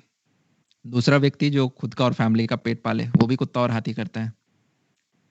तीसरा है जो खुद का और समाज का पेट पाल ले कि अपने गाँव में कुछ लोगों को देख लिया, अपने कास्ट के कुछ लोगों को देख लिया। और चौथा होता है जो कि जिसके लिए खुद का फैमिली और समाज बराबर है। 5 लोग, 50,000 लोग, 5 करोड़ लोग, 50 करोड़ लोग, आपके लिए सारी लिमिट बराबर होनी चाहिए। मैं चाहता हूँ कि यार आप जब अपनी 70 साल की उम्र में खड़े हों, भैया अब मैं करूँ कैसे? प्लान एक्शन मेरे को नहीं समझ में आ रहा। आपने बातें तो बड़ी-बड़ी कर दी, मैं किस प्रकार से स्टार्ट करूँ? आप अभी अपने कॉलेज में आओ, आपने पिछले 14-15 साल लगाए हैं, यहाँ तक पहुँचने के लिए काफ़ी मेहनत लगाई है। अब मैं ये नहीं कह रहा कि आप अपने कॉलेज की पढ़ाई छोड़ दो। मैं ये कह रहा हूँ अपने कॉलेज में अच्छी सीजीपीए मेंटेन करो। प्लेसमेंट के लिए 4 से 5 महीने आपको कोडिंग वगैरह जैसी कुछ चीज़ें करनी पड़ेंगी, वो चीज़ें भी आप लगाएँ। साथ में दिन के 2 से 3 घंटे किसी पैरेलल साइड हसल को ज़रूर दें। गिल्ट नहीं रहना चाहिए। फेल हो गए, बढ़िया। लाइफ में 2 चीज़ें बहुत अच्छी चीज़ सिखाएँगी आपको। पहला स्टार्टअप, दूसरा रिलेशनशिप। क्या? पहला स्टार्टअप, चाहे फेल हो, सक्सेस हो, आप बहुत ज़्यादा सीख जाओगे। कॉलेज आपको जो पढ़ाएगा उससे ज़्यादा सीख जाओगे। एंड दूसरा रिलेशनशिप। अब रिलेशनशिप का मतलब ये नहीं है कि सारी चीज़ें छोड़ के हम पहले ही राहुल नेहा को ढूँढने निकल पड़े। अगर आपको यार यूँ श्योर है कि मैं 100% प्लेसमेंट ग्रैब कर लूँगा या जॉब सिक्योरिटी तो नील बट्टा सन्नाटा है, तो आप ज़रूर इंडल्ज हों। क्योंकि मेरा मानना आज के दिन जनाब ये है कि एक छोटा-सा फैक्ट बताता हूँ और मैंने जब पहली बार सुना था तो मैं थोड़ा-सा डर लगा था इस चीज़ से। यूनाइटेड स्टेट्स में 52% डाइवोर्स रेशियो है, 52%। कुछ ऐसी कंट्रीज़ हैं लक्ज़मबर्ग वगैरह वहाँ पे 84-87% डाइवोर्स है। अरे मैं तो सोच रहा था शादी करते क्यों हो? मेरे को रणवीर अलावादिया वियर बाइसेप्स ने बताया कि इंडिया में अर्बन सिटीज़ के अंदर ये चीज़ 40% तक जा रही है। मैं तो डर गया। मुझे अगर पता हो कि मेरे को घर से दूध लेने जाना है और 50% प्रोबेबिलिटी है कि एक्सीडेंट होगा, मैं तो घर से निकलूँगा ही नहीं। वैसे ही आपकी भी कभी न कभी आज नहीं 27, 28, 30, 32 साल कभी आपकी भी होगी शादी। तो 2 ही इम्पोर्टेंट डिसीज़न्स हैं, पहला करियर, दूसरा पार्टनर। तो हम क्या वेट कर रहे हैं कि जब 27 की उम्र में बम फटेगा तब उस दिन देखेंगे? आपको एक चीज़ समझनी पड़ेगी, आज से पुरानी हमारी जो जनरेशन होती थी, अब मेरे लिए बड़ा मुश्किल हो पा रहा है इस सेमिनार में वैसे कनेक्ट करना क्योंकि मुझे ब्लैक स्क्रीन दिख रही है एक तो। तो मैं ब्लैक स्क्रीन को देख के यहाँ पे इमेजिन कर रहा हूँ कि कुछ बच्चे बैठे होंगे पीछे, ठीक है? यूजुअली फेसेस दिखते हैं तो मुझे पता चलता है हाँ, चीज़ समझ आ रही है, नहीं आ रही। अब मैं अंदाज़ा मार रहा हूँ कि समझ में तो आ ही रहा होगा, ठीक है? तो थोड़ा अगर ऑफ बीट लगे तो वहाँ पे मेरे को थोड़ा ऐसे ग्रे अ, एरिया दे देना, ठीक है? सॉरी टू इंटरप्ट सर, कुछ लोग कैमरा ऑन कर लेते हैं, फिर वो दिखने लग जाएँगे। अच्छा, ऐसा पॉसिबल है? I think so sir. अरे यार कर दो यार, आदमी दिखे मेरे को लगे कि इंसानों से अभी तो पूरी एक्स ब्लैक स्क्रीन से कैमरा बात हो ऑन रही कर थी। लीजिए, जो भी कर सकते हैं। कोई नहीं, अब अभी सिर्फ लविश ही दिख रहा है मेरे को। अरे इसमें यार अगर फीचर एडमिन ने दे रखा है तो वो चीज़ आप कर लें। मेरे को लग रहा है उनके पास एक्सेस ही नहीं है जैसे। ऐसा भी हो सकता है, शायद उन पे एक्सेस ही ना हो सर हो लड़कों गया सर, आप ऐसा कीजिए सर, वो जो ऊपर 3 बिंदु से आ रहे हैं ना कैमरा वाले ऑप्शन के साथ, वहां पे क्लिक करके लार्ज गैलरी कर लीजिए।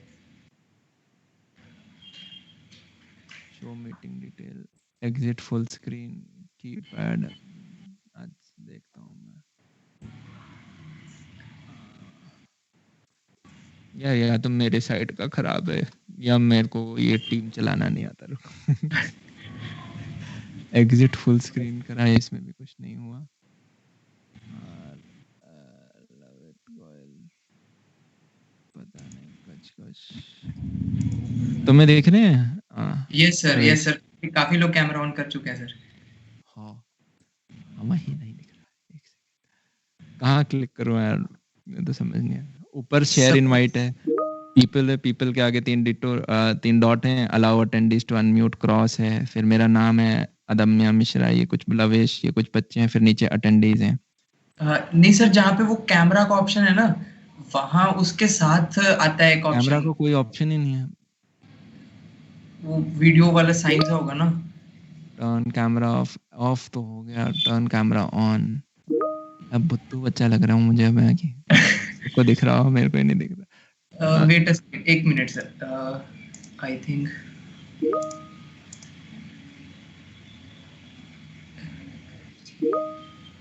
अभी कुछ चेंज हुआ सर।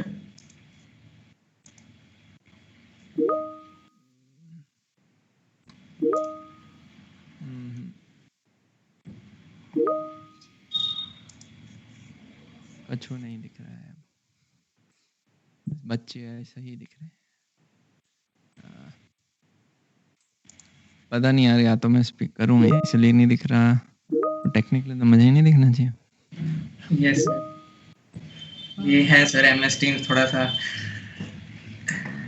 को कैमरा वाला ऑप्शन दिख ही नहीं रहा है, कैमरा बंद होने का दिख रहा है बस, और कोई। सर उसके साथ जो वो मोर एक्शंस वाला ऑप्शन है ना सर, वहां पे आता है लार्ज गैलरी। मोर एक्शन में show device setting, show meeting detail, enter full screen, keypad, start recording, turn off incoming video, बस।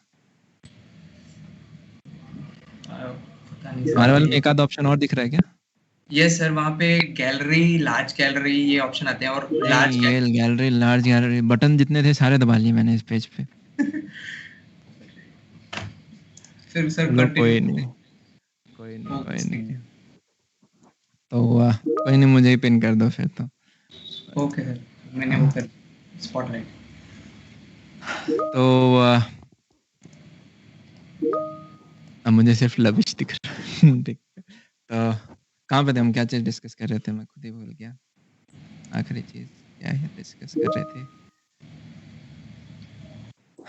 तो एक चीज यार मैं आपसे और चाहता हूँ, आप चीज गूगल करें, कितने इंडिया में वो लोग हैं जो कि मिलियनेयर हैं 30 साल से कम उम्र वाले, उन सबका एक लिस्ट पे नाम लिख लो, ठीक है, जितने भी आपको 10 15 20 25 मिलते हैं, और उन सब में देखो कि क्या चीज कॉमन है, उन सब में क्या चीज कॉमन है। ऊपर ऊपर से आपको एक चीज देखने को मिलेगी, उन सबका समहाउ कुछ टेक से रिलेटेड काम था, या तो उनकी वेबसाइट थी, एप्लीकेशन थी, या फिर उनका पता चला खुद ही का कुछ ऑनलाइन बिजनेस है, कुछ कोई इन्फ्लुएंसर मार्केटिंग, कोई डिजिटल मार्केटिंग में, किसी का सोशल मीडिया हैंडल बहुत स्ट्रांग है, कुछ ना कुछ आपको मिलेगा टेक से रिलेटेड। तो अलग अलग है ना, दौर आए हैं, जैसे पहले किसी टाइम में कोल सबसे बड़ी चीज थी, फिर टीवी आया, आज के दिन सोशल मीडिया आ चुका है।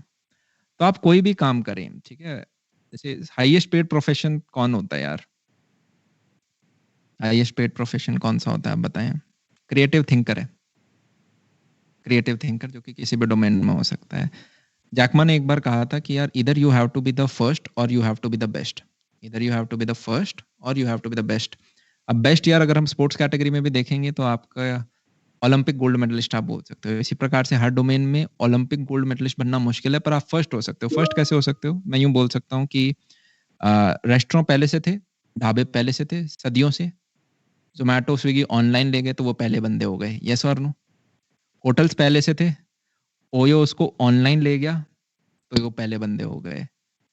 एसी ठीक करने वाले व्यक्ति भी पहले से थे, आप उसे ऑनलाइन ले गए, आप पहले व्यक्ति हो गए। एलन कोटा ये सारा चीज पहले से थे, आप उसे ऑनलाइन ले गए, आप ऑनलाइन फर्स्ट एजुकेशनल स्टार्टअप हो गए। इसी प्रकार से क्रिएटिव का एक और एग्जांपल ले लेते हैं। हम सबका एक सपना होता है कि यार जिंदगी के अंदर एक रेस्टोरेंट तो खुद का खोल ही लें, नहीं तो एक बार कैफ़े तो खुल ही जाए ज़िंदगी के अंदर। तो चलो एक किस्सा बता दूँ मैं। एक बार एक टीचर से बात हो रही थी और उन्होंने नीट के टॉप 10 में बच्चा निकाल रखा था, 35-40 साल के बीच की उम्र है, केमिस्ट्री पढ़ाते थे। उन्होंने कहा, "अमन, सीरियस होके, मैं इंडिया को 2 चीज़ें देना चाहता हूँ।" मैं भी सीरियस होके सुना, मैंने कुछ इम्पोर्टेंट बताएँगे, 2 क्या चीज़ें देना चाहते हैं? बोला, "पहला तो लोगों को अच्छे गाने नहीं सुनने आते और दूसरा उन्हें बार पार्टी एन्जॉय नहीं करनी आती।" मैं सोचा, ले यार, एक्सपेक्ट कर सकते थे एक 35-40 साल का टीचर ये बोलेगा तो मैं। तो अब बार कैफ़े, रेस्टोरेंट कैसे खोलें? अब आप चाय की टपरी तो लगाओगे नहीं, आप इतने पढ़े-लिखे बच्चे हो, आप कुछ पैसा लगाओगे। तो मैंने कहा 5-10 लाख रुपए चाहिए आपको एक ठीक-ठाक जगह लगाने के लिए। या तो पहला ऑप्शन ये है, आप जॉब लग लो, वेट कर लो, पैसे कमा लो और फिर लगा दें। मैंने कहा उसमें तो 5-6 साल लग जाएँगे, 4 साल इंजीनियरिंग के, 2 साल बाद के।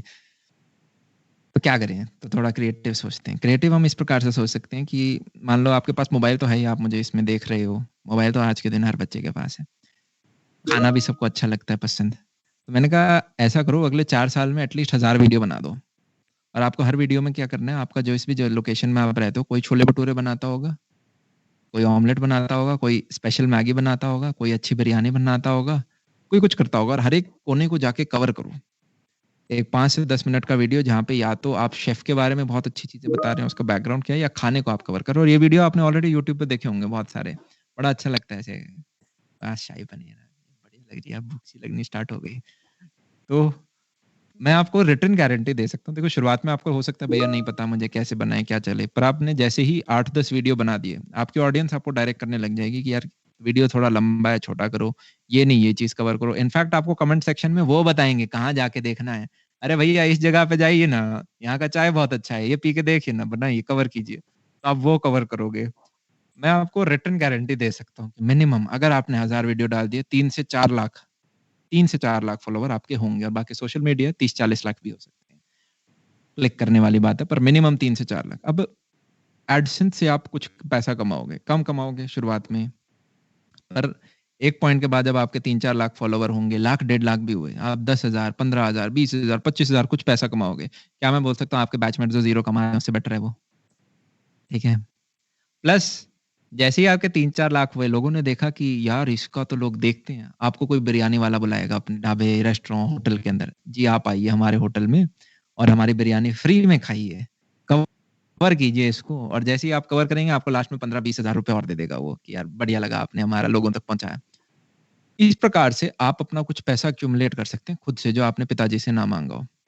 और क्या मैं बोल सकता हूँ कि यार जिस दिन आप अपना रेस्ट आप चाहो तो ये चीज़ कंटिन्यू कर सकते हो, नहीं तो जिस दिन आप अपना रेस्टोरेंट खोलेंगे, उस दिन आपके पास 4 लाख ब लोग होंगे जो कि उत्सुक होंगे आपके वहाँ आके खाने के लिए। अगर आप सिटी में हो तब तो लॉटरी लग गई आपकी। यस। और यूजुअली लोग क्या करते हैं, ढाबा खोलेंगे और ढाबा खोलने के बाद उसकी मार्केटिंग होती है न्यूज़पेपर में, वो येलो कलर की पैम्पलेट में, आपने मार्केटिंग का खर्चा अपना बचा लिया। तो ये आपका क्रिएटिव थिंकिंग साइड में आप इस प्रकार से जा सकते हैं। और मैं अभी यूट्यूब पे परसों एक सेमिनार ले रहा था, उससे पहले एक वीडियो मैंने देखा था कि how a YouTube video changed a persons life. वो बेसिकली रेस्टोरेंट ओनर था, वो एक वीडियो में कवर हुआ।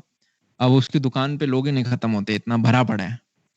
तो वहाँ पे आपने सोशल मीडिया का पावर इस्तेमाल यूज़ करना स्टार्ट किया, ठीक है? तो आज यार जनाब आप हो सकते हो आप अपने निक्कर में बैठे हुए हो। आप जब सबसे पहले किसी भी रास्ते में खुद चलोगे ना यार, तो आपको मेरे को एक बार जैसे यूँ था कि मैंने किसी से पूछा, मेरे को लग रहा है जो मैं कर रहा हूँ वो सब बकवास है। बकवास इन द सेंस गलत है, वो जाके एक पॉइंट पे एंड होगा और मुझे नहीं पता ये चीज़ सही है, गलत है। तो उस किसी ने मेरे को कहा कि अमन, जब भी आप किसी नए रास्ते पे जाने की कोशिश करोगे जिसमें आपसे पहले कोई नहीं गया, आपको हमेशा लगेगा कि आप गलत हो। आप राजस्थान पे रेगिस्तान गए हो कभी? तो कच्चे रास्ते के ऊपर है ना यार, अगर पहले से जीप वगैरह चल रखी है तो एक रास्ता बन जाता है, ठीक है? उसी पे आप अपनी गाड़ी चला के चले जाते हो। पर अगर आपको उसी रेगिस्तान में ए पॉइंट से बी पॉइंट जाना है और आप पहले हो, तो आप बड़ा डर-डर के चलोगे कि यार सपाट है, कहीं धँस ना जाए मेरी गाड़ी।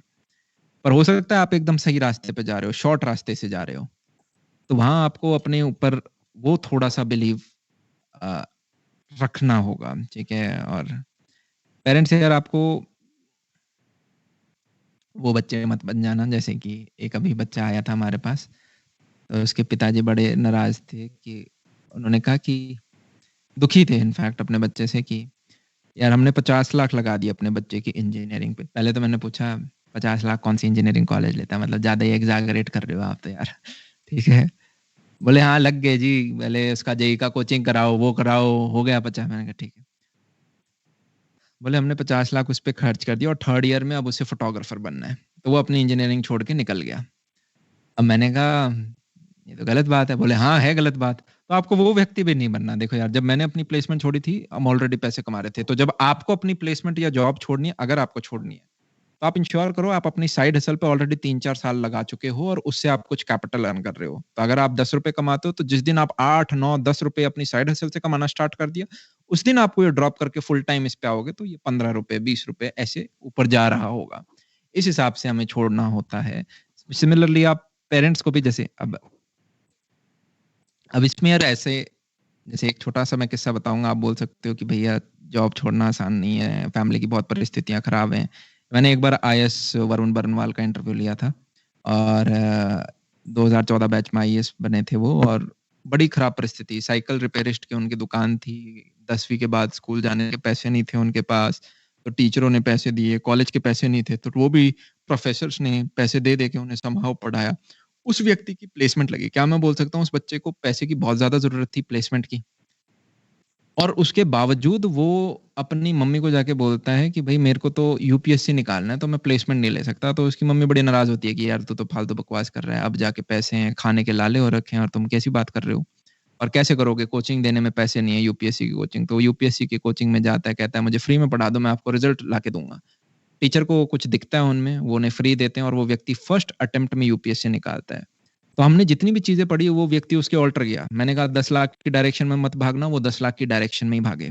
उन्होंने रिस्क भी अल्टीमेट ले लिया। एक जॉब सामने स्टेबल पड़ी है और घर को बहुत डायर नीड है। उन्होंने वो चीज़ करी और उन्होंने फर्स्ट अटेम्प्ट में निकाल लिया।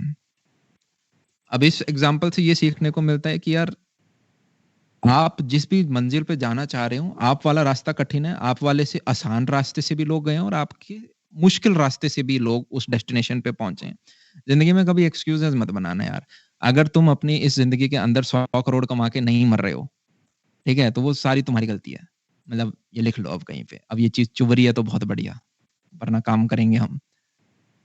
अगर हाँ, ये फैक्ट है। अगर इस जनरेशन में आप 100 करोड़ कमा के नहीं मर रहे हो और 100 करोड़ मैं फाइनेंशियल इसलिए बोल रहा हूँ, लालची मत बनो। मतलब फाइनेंसेस हमें समझ में आते हैं। मैं आपको यूँ बोलता 10,000 लोगों का भला करके मरो तो शायद वो चीज़ आपके नहीं समझ में आती। पर मैं 100 करोड़ बोल दूँगा वो एकदम से सबके समझ आ जाएगी। अगर आप 100 करोड़ कमा के नहीं मर रहे हो तो वो टोटली आपकी मिस्टेक है। आप चाहो तो अभी चले जाओ क्योंकि वो चीज़ चुभेगी। मतलब और अगर आपका लाइफ में वो गोल है, देखो यार हर एक का ये गोल नहीं होता। काफ़ियों का ये होता है कि मुझे एक अच्छी हैप्पी लाइफ जीनी है। मेरी एक अच्छी फैमिली हो, मैं एक डिसेंट इनकम कमाऊँ, मुझे कोई पैसे दे दे अपने घर चलाने के।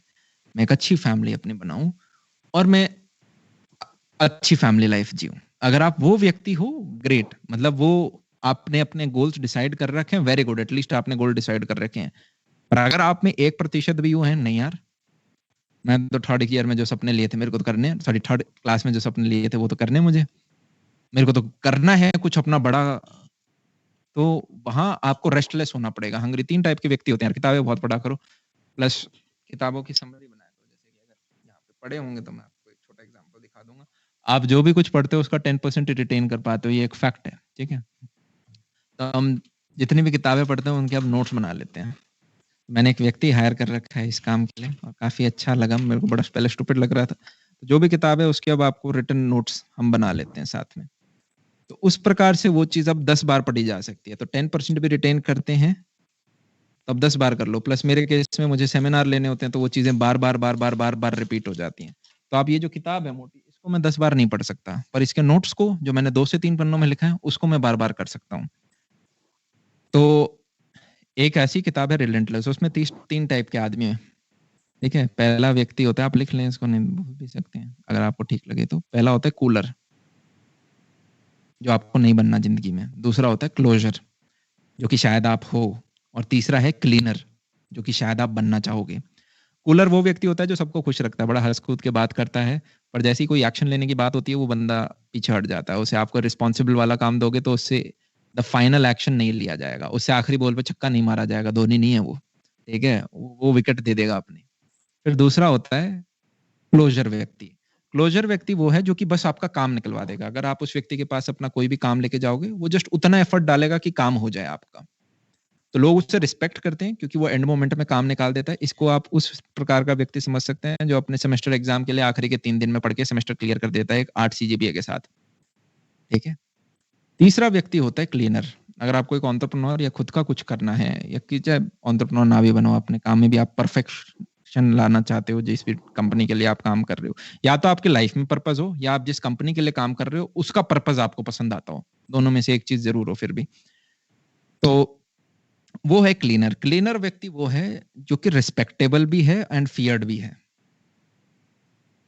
अब फियर्ड का मतलब ये नहीं कि यार आपसे लोग वैसे डर रहे हैं, इसलिए क्योंकि वो व्यक्ति आपने कुछ देखे हैं जो कि आपको खुश करने के लिए चीजें नहीं बोलेंगे, वो अपने डार्क साइड को एम्ब्रेस करते हैं। डार्क साइड को एम्ब्रेस करने का सेंस ये नहीं है कि लोगों के लिए बुरा करना।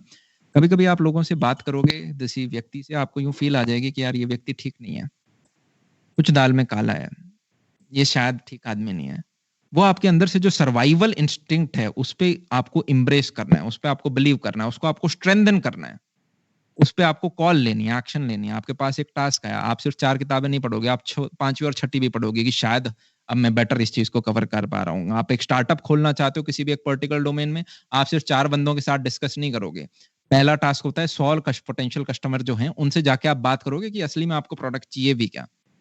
तो वो है एक क्लीनर व्यक्ति जिसे आप प्रेडिक्ट ना कर पाओ, वो एग्जीक्यूट कर देगा, प्लस क्या कितनी हैवी रिस्क उठा ले ये भी हमें नहीं पता, मतलब आप प्रेडिक्ट नहीं कर सकते। मतलब काफी अच्छी किताब है। मतलब मैंने कुछ की पॉइंट्स लिखे हैं। A cleaner is unstoppable, never satisfied, aim for the best, then do even better, don't wait to be asked, they just do, trust their gut and take the shot, harness their dark side and feared and respected. पता नहीं मैं कितना समझा पाया आपको, ठीक है? तो मेरे को अभी भी एक कहावत कहावत का एक किस्सा याद आ रहा है। तो मैं एक व्यक्ति के साथ बैठा और उन्होंने कहा, यार अमन, मैंने लाइफ में बहुत सारे डाउन्स देखे, अप्स देखे। ऐसा भी समय आया था जब मैं सरकारी स्कूल से पढ़ा हुआ हूँ, बिल्कुल पैसे नहीं थे मेरे पास, मुंबई से दिल्ली आने के पैसे नहीं थे, कुछ भी पैसे नहीं थे। और ऐसा समय भी है जब मैं इतना पैसा कमा रहा था कि कोई लिमिट नहीं है उसकी। बोले वो व्यक्ति जो कि आपके 20s में आपको बोलेंगे, जानू तुम्हारे बिना एक पल नहीं रहा जाता, ठीक है, वो आज किसी और के गले में वरमाला डाल रहे हैं। तो विश्वास की बात तो आप छोड़ देना, ठीक है, कि आपको कॉलेज के अंदर कोई बोलता है कि जनाब आपके साथ हम जिंदगी भर रहेंगे, वो बातें अच्छी लगती हैं, हो सकता है आप रहो, मैं ये नहीं कह रहा, पर आपको ये देखना है कि आपकी पहली प्रायोरिटी काम हो, दूसरी आपकी फैमिली हो, और तीसरी प्रायोरिटी मैं बताना भूल गया, वो है भाड़ में जाओ। है ही नहीं तीसरी प्रायोरिटी।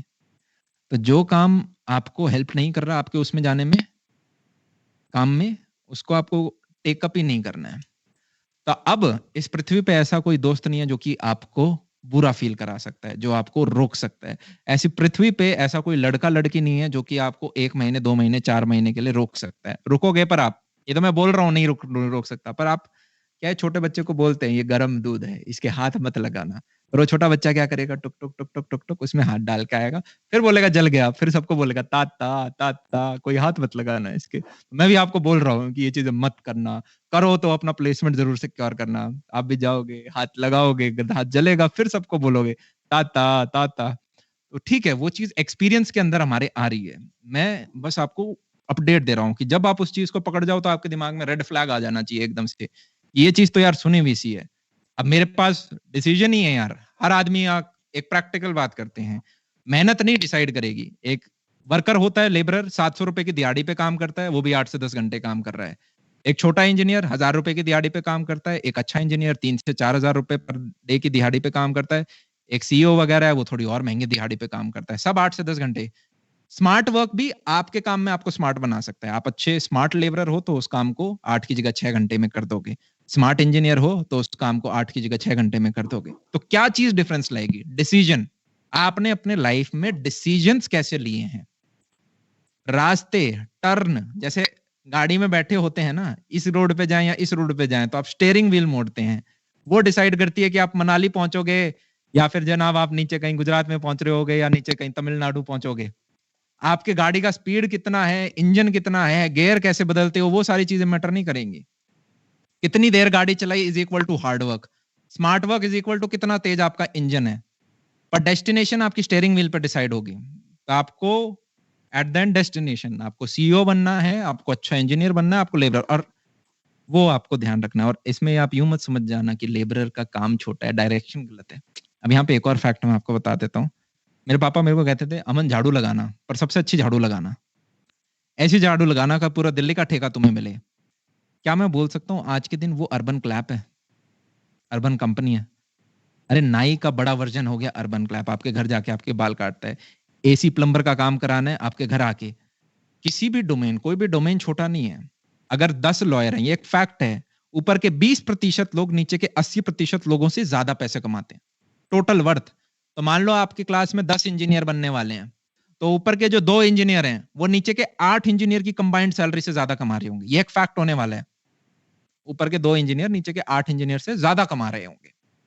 तो सिमिलरली आपका गोल ये होना चाहिए कि यार ठीक है, जिस भी डोमेन में मैं जा रहा हूँ, और मेरा पर्सनल एक्सपीरियंस ये, ऊपर के 1% में रहो तो जिंदगी में मजे आ जाएंगे। ठीक है, तो कोई भी एक डोमेन पकड़ो और उसको घोट दो 4 से 5 साल उसमें लग के। पैशन पहले दिन में नहीं पता चलेगा यार। मैंने फर्स्ट ईयर में जो वीडियो डाला था 2015 में, आप उसे यूट्यूब पे जाके देख सकते हैं, अमन दत्तरवाल चैनल पे। मैंने जानबूझ के डिलीट नहीं किया जिससे कि आप लोग देख सकें। आपको अभी मैं 94 केजी का हूँ, उसमें हूँ मैं 74 केजी का या 72 केजी का व्यक्ति। पतला सा लड़का है जो कि कुछ बोलने का प्रयत्न कर रहा है फेक इंग्लिश एक्सेंट के अंदर, और भाई मैं क्रिंज हो जाऊं उस वीडियो को देखते ही, मुझे अपना कत्ल करने का मन करता है। पर मैं आपको इसलिए दिखा रहा हूं कि आप देख सकें कि उस टाइम का वीडियो और आज वीडियो में स्पीकिंग स्किल्स में बहुत, स्पीकिंग स्किल्स क्या है, कोई भी स्किल्स बैटिंग की तरह है। आप फर्स्ट डे आउट हो सकते हो, 6 महीने बाद आप एक चौका छक्का लगाने के थोड़ा कॉन्फिडेंस आएगा, 8 साल बाद आप बोलोगे भाई मैं तो रणजी ट्रॉफी खेल सकता हूँ। तो जितनी आप प्रैक्टिस करते जाओगे उतने आप बेहतरीन होते जाते हैं। तो अगर कोई मेरे से फर्स्ट ईयर में पूछता क्या तुम्हें स्पीकर बनना है, बिल्कुल भी नहीं। खुदा दो मेरे को 4th फ्लोर से, वो बढ़िया है। मैं तो बिल्कुल स्टेज पे तो पैर कांपते हैं मेरे। अब आज मुझे आप पूछोगे तो मेरा फेवरेट काम ही ऑफलाइन सेमिनार लेना है। ठीक है, मतलब शुरुआत के जो 1 घंटे हमने बात करी, आप में से एक बच्चा नहीं दिखा। मैं कैमरा का वेबकैम देख रहा था जो कि ब्लैक स्क्रीन में दिख भी नहीं रहा था, पर मैं कोशिश कर रहा था उसी से बात करने की। मुझे बच्चे मिल जाते हैं तो मैं कूदने लग जाता हूँ। 3.5-4 घंटे मैं लगातार, वो मेरा वो चीज। तो मतलब आप थोड़ा कूदोगे तब आपको पता चलेगा। एक छोटा बच्चा होता है ना यार, फर्स्ट क्लास में बहुत तेज भागता है, कुछ बच्चे होते हैं रेसिंग जीत जाते हैं, फर्स्ट आते हैं, back racing, first forward racing, सब में फर्स्ट आ रहे हैं, तो उनका एक कॉन्फिडेंस बनता है कि यार मैं तो भागता अच्छा हूँ। उस बच्चे को आप 5th-6th क्लास में फुटबॉल के साथ इंट्रोड्यूस कराओ, वो बच्चा आके 2 दिन बाद बोल देगा फुटबॉल तो मेरा पैशन है। क्यों? क्योंकि जनाब वो आज तक अच्छा करता है। वो बच्चा जो 2nd क्लास में मैथ्स में 30 में से 30 लाता था, 6th क्लास में भी वही करता है, और 10th में आके बोल देता है मेरे को तो जेईई निकालना है। वो उसकी पैशन बन जाती है। जब आप एक किसी पर्टिकुलर प्रोफेशन में बाकियों से बेहतर हो जाते हो तो उसमें आपका इंटरेस्ट बन जाएगा, और वो इंटरेस्ट समहाउ सोसाइटी का बेनिफिट कर रहा है, या आपको लगता है यार एक बड़ा पर्पस फुलफिल हो रहा है, तो वो चीज आपका पैशन बन जाती है। थोड़ा सा अगर समझ में आया हो तो आप किसी एक काम में आप कोडिंग करना स्टार्ट कर दो। आप अपनी क्लास के ऊपर के 2 क्वार्टर में आ गए, कोडिंग आपका इंटरेस्ट बन जाएगा। ठीक है, आप कोडिंग करने लग जाओ। आपने पहले कोडिंग स्टार्ट कर दी, आप अपने क्लास वालों से बस अच्छा कर लो, आपका कोडिंग बेस्ट इंटरेस्ट बन जाएगा, वो आपकी बेस्ट हॉबी बन जाएगी। जैसे जेईई के टाइम में फिजिक्स केमिस्ट्री मैथ्स में से कोई पसंद था तो अब आपको कोडिंग पसंद आएगी। ऑल्दो कौन है वो जिसे पसंद थी फिजिक्स केमिस्ट्री मैथ्स, पर ठीक है, मतलब थोड़ी बहुत पसंद होती है, बाकी तो मस्ती पसंद होती है, पर आपको कोडिंग पसंद आएगी। फिर आप बहुत ही अच्छे हुए तो आप यूं से, अरे यार कुछ स्टार्टअप खोलते हैं, ये कर सकते हैं, वो कर सकते हैं, तो आपको पैशन मिल गया, पर्पस मिल गया अपनी लाइफ का। या फिर आप एक ऐसी बड़ी ड्रीम कंपनी ज्वाइन करो जो कि उस पर्पस पे काम कर रही हो। ठीक है, अब बोलने को मैं 4 घंटे और बोल सकते हैं, पर इसको हम आज यहीं पे समाप्त कर सकते हैं। लाविश। Yes sir. जैसे we have a lot of time, but कुछ डाउट्स हैं जो बताओ।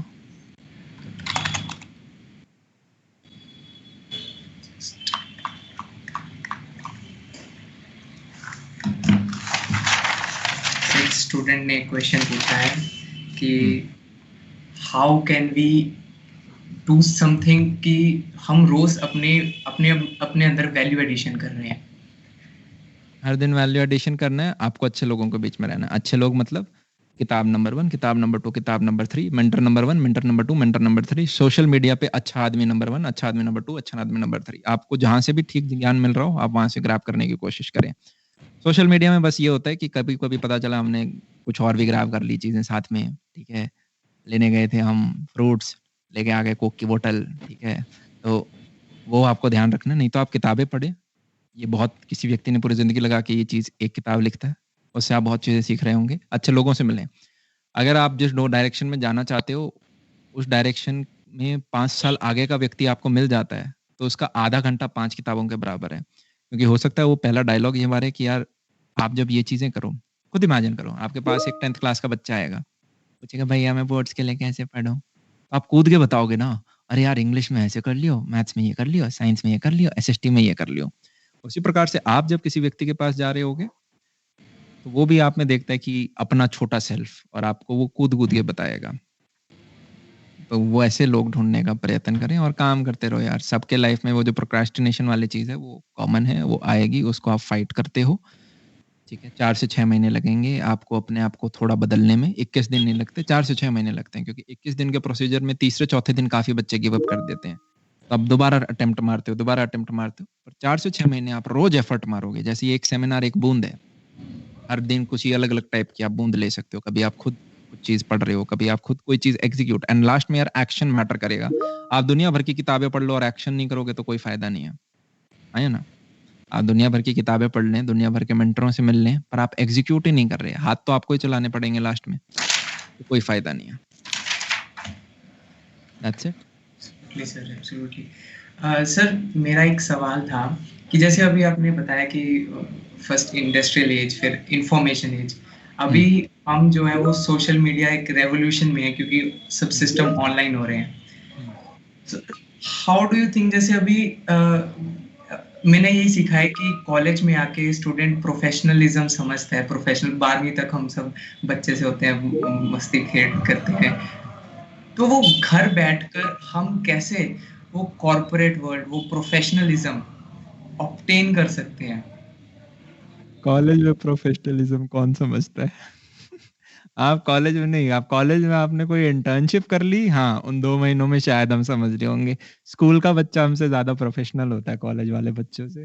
कॉलेज में आके तो बच्चा दोस्तों से बात करना, खुलना, ये कम्युनिकेशन ज़रूर उसका स्ट्रॉन्ग होता है कि ऑल ओवर इंडिया से बच्चे आए हैं तुम्हारे कॉलेज में, आप सबसे बात-बूत करते हो, तो बात करना खुल जाता है थोड़ा बच्चा।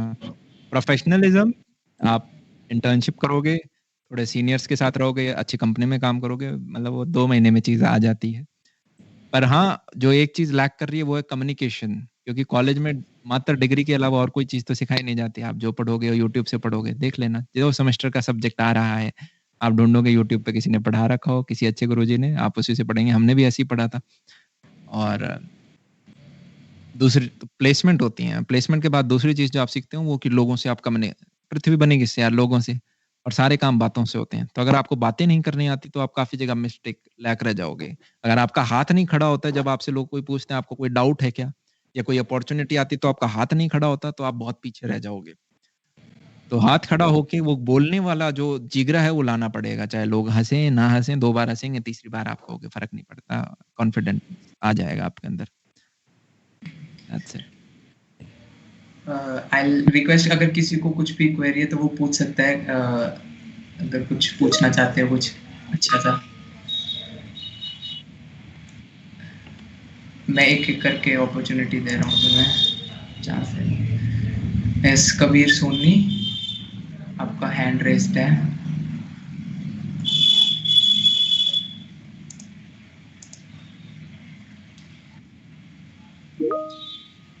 नक्षत्र गोस्वामी,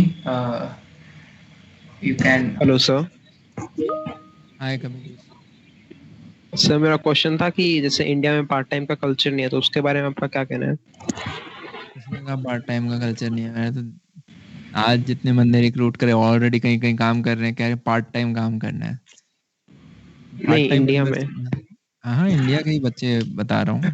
तो पार्ट टाइम आप थोड़ा और अपना क्वेश्चन रिफ्रेश करो कि कॉलेज के साथ-साथ पढ़ाई के साथ-साथ कोई जॉब करना पार्ट टाइम ये हाँ या जी। फिर हाँ, तो फिर तुम्हारे अंदर स्किल कॉलेज होनी के चाहिए। साथ साथ। जितने भी नए स्टार्टअप हैं, नो प्रोजेक्ट एक सेइंग है, जब भी आपका किसी भी कंपनी में कोई प्रोजेक्ट होता है, no project is complete without an intern. और इंटर्न कॉलेज स्टूडेंट्स होते हैं जो बेसिकली पार्ट टाइम आपके साथ काम कर पाएँ। तो अगर आपके एग्ज़ाम है तब तो आप ही डिवोट नहीं कर पाओगे। मेन कंसर्न जो आता है इश्यू वो ये होता है कि मान लो हमें बच्चा 3 महीने के लिए या 4 महीने के लिए आप चाहिए, तो बीच में कहीं आपके 1 महीने का पेपर आ गया और आप ही कमिट नहीं कर पाए। फर्स्ट इश्यू तो ये आता है। सेकंड ये होता है कि जो आप पार्ट टाइम कर रहे हो वो कि मान लो आपने कहा मैं वीक में सिर्फ 15 से 20 घंटे दे पाऊँगा या 25 से 30 घंटे दे पाऊँगा। हो सकता है कंपनी को एक फुल वो आपको हायर करना चाहते हैं, पर वो आपसे चाहते हैं कि आप 40 से 50 घंटे दो। तो वहाँ पे दूसरा कंसर्न आता है। फिर आप जो कह रहे हो कि मैं सिर्फ 15 से 20 घंटे काम करना चाहता हूँ, वो फ्रीलांसिंग हो गया। कि फ्रीलांसिंग में फिर आप काम अपने हिसाब से उठाते हो। आप काम ही उतना बड़ा उठाओगे जो हफ्ते में 15 से 16 घंटे में हो पाए। वो पार्ट टाइम में नहीं आता, वो फ्रीलांसिंग हो जाएगा। तो अगर मैं एज़ अ ऑर्गनाइज़ेशन कबीर को चाहता हूँ कि मेरे साथ आए, तो मैं चाहता हूँ कि यार कबीर अपने 40-50 घंटे तो दे। वरना पता चला वो नया बच्चा है, 15-20 घंटे में तो हमने उसे बस चीज़ें सिखाई और जब उसका काम करने का टाइम आया, तब तो उसका हफ्ता खत्म हो गया या टाइम खत्म हो गया, इतने में एग्ज़ाम्स आ गए। तो ये एक छोटा-सा दिक्कत होता है। वरना कंपनी तो बहुत खुश है क्योंकि कबीर कम पैसे में काम कर देगा as compared to a full time employee. Full time को अगर मुझे 80,000 देने हैं, कबीर को सिर्फ 25-30,000 ही देने पड़ेंगे क्योंकि वो कॉलेज का बच्चा है, सेकंड ईयर, थर्ड ईयर में। तो कंपनियाँ तो लेना चाहती हैं, काफ़ी बार आपको लिखना चाहेंगी। आप उन्हें फुल टाइम डेडिकेशन और एग्ज़ाम्स का बस उन्हें थोड़ा कवर करें, बाकी डन है। कौन-सी स्किल है आपकी?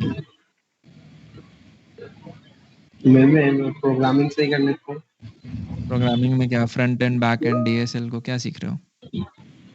अभी तो front end back and website designing वगैरह। ठीक है, तो आज हम फ्रंट एंड, बैक एंड के बंदे ही कर रहे थे। थोड़ा बताओ अपनी प्रोफ़ाइल और कितने घंटे दे सकते हो? देखता हूँ मैं इश्यू कहाँ पे आता है। अभी तो मतलब इतना पेपर प्रोफेशनल चल से रहे क्या होंगे सोच तुम्हारे। रहे प्लस टू में कभी हूँ मैं फिलहाल। हाँ? सर 12th में हूँ फिलहाल तो। अच्छा 12th में हो? ओहो! अच्छा। इसलिए ओ भाई साहब, नहीं, नहीं एकदम गुनाह हो जाएगा, तुम्हारे माँ-बाप मारेंगे मुझे, बच्चे का बोर्ड एग्ज़ाम खराब करा दिया। नहीं नहीं। अ, नहीं, नहीं, भैया मैं ठीक है। इसी इसी सवाल को कंटिन्यू करना चाहूँगा कि आज हाँ। आज एज जो है ना हमारी वो एक मैंने एक फ्रेज़ पढ़ा था, लर्न बिफोर यू अर्न। हुँ, कमाने से पहले उस स्किल को सीखना ज़रूरी है एंड मैंने हाँ, जैसे कि मैंने गूगल फॉर्म सर्कुलेट किया था, उसमें इतने सारे सवाल थे, how to start earning money, I have no skill, I can't find interest, I want to earn hmm, money in college, I want to get a decent placement. So हाँ। How can we emphasize on this कि learn before you earn? देखो एक किताब है जैब, जैब, जैब right hook, ठीक है? अब इसका मतलब ये होता है give, give, give then take, ठीक है? अब मान लो आपके पास ऐसी स्किल है ही नहीं कि मैं आपको 10,000 या लाख रुपए दे पाऊँ, तब तो बोलने से क्या होगा? आपको पहले स्किल सीखनी पड़ेगी। और आपको यूँ है कि यार यूट्यूब से तो जो पढ़ना था या कोई कोर्स से जो करना था वो तो मैंने सीख लिया, मुझे ऑन ग्राउंड स्किल चाहिए, ठीक है? तो इंटर्न्स क्या कहते हैं कि यार आप मेरे को सस्ते में हायर कर लो, बस मेरे को एक बड़ी टीम के साथ काम करने का एक्सपीरियंस दे दो 2 महीने जिससे कि मैं काम सीख जाऊँ। कुछ इंटर्न्स फ्री में भी काम करेंगे। तो वही है, आपको शुरुआत में पैसा मत देखो, आप ये देखो कि आप क्या चीज़ सीख पा रहे हो।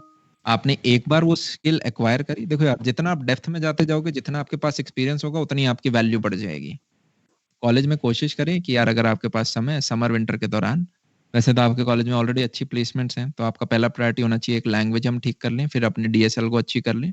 डीएसएल को कर ली, इसमें हमारा 2-3 महीना लग गया, ठीक है? ज़्यादा स्लो हम करेंगे तो 4 महीने में आपने लैंग्वेज प्लस डीएसएल को अपनी कर ली।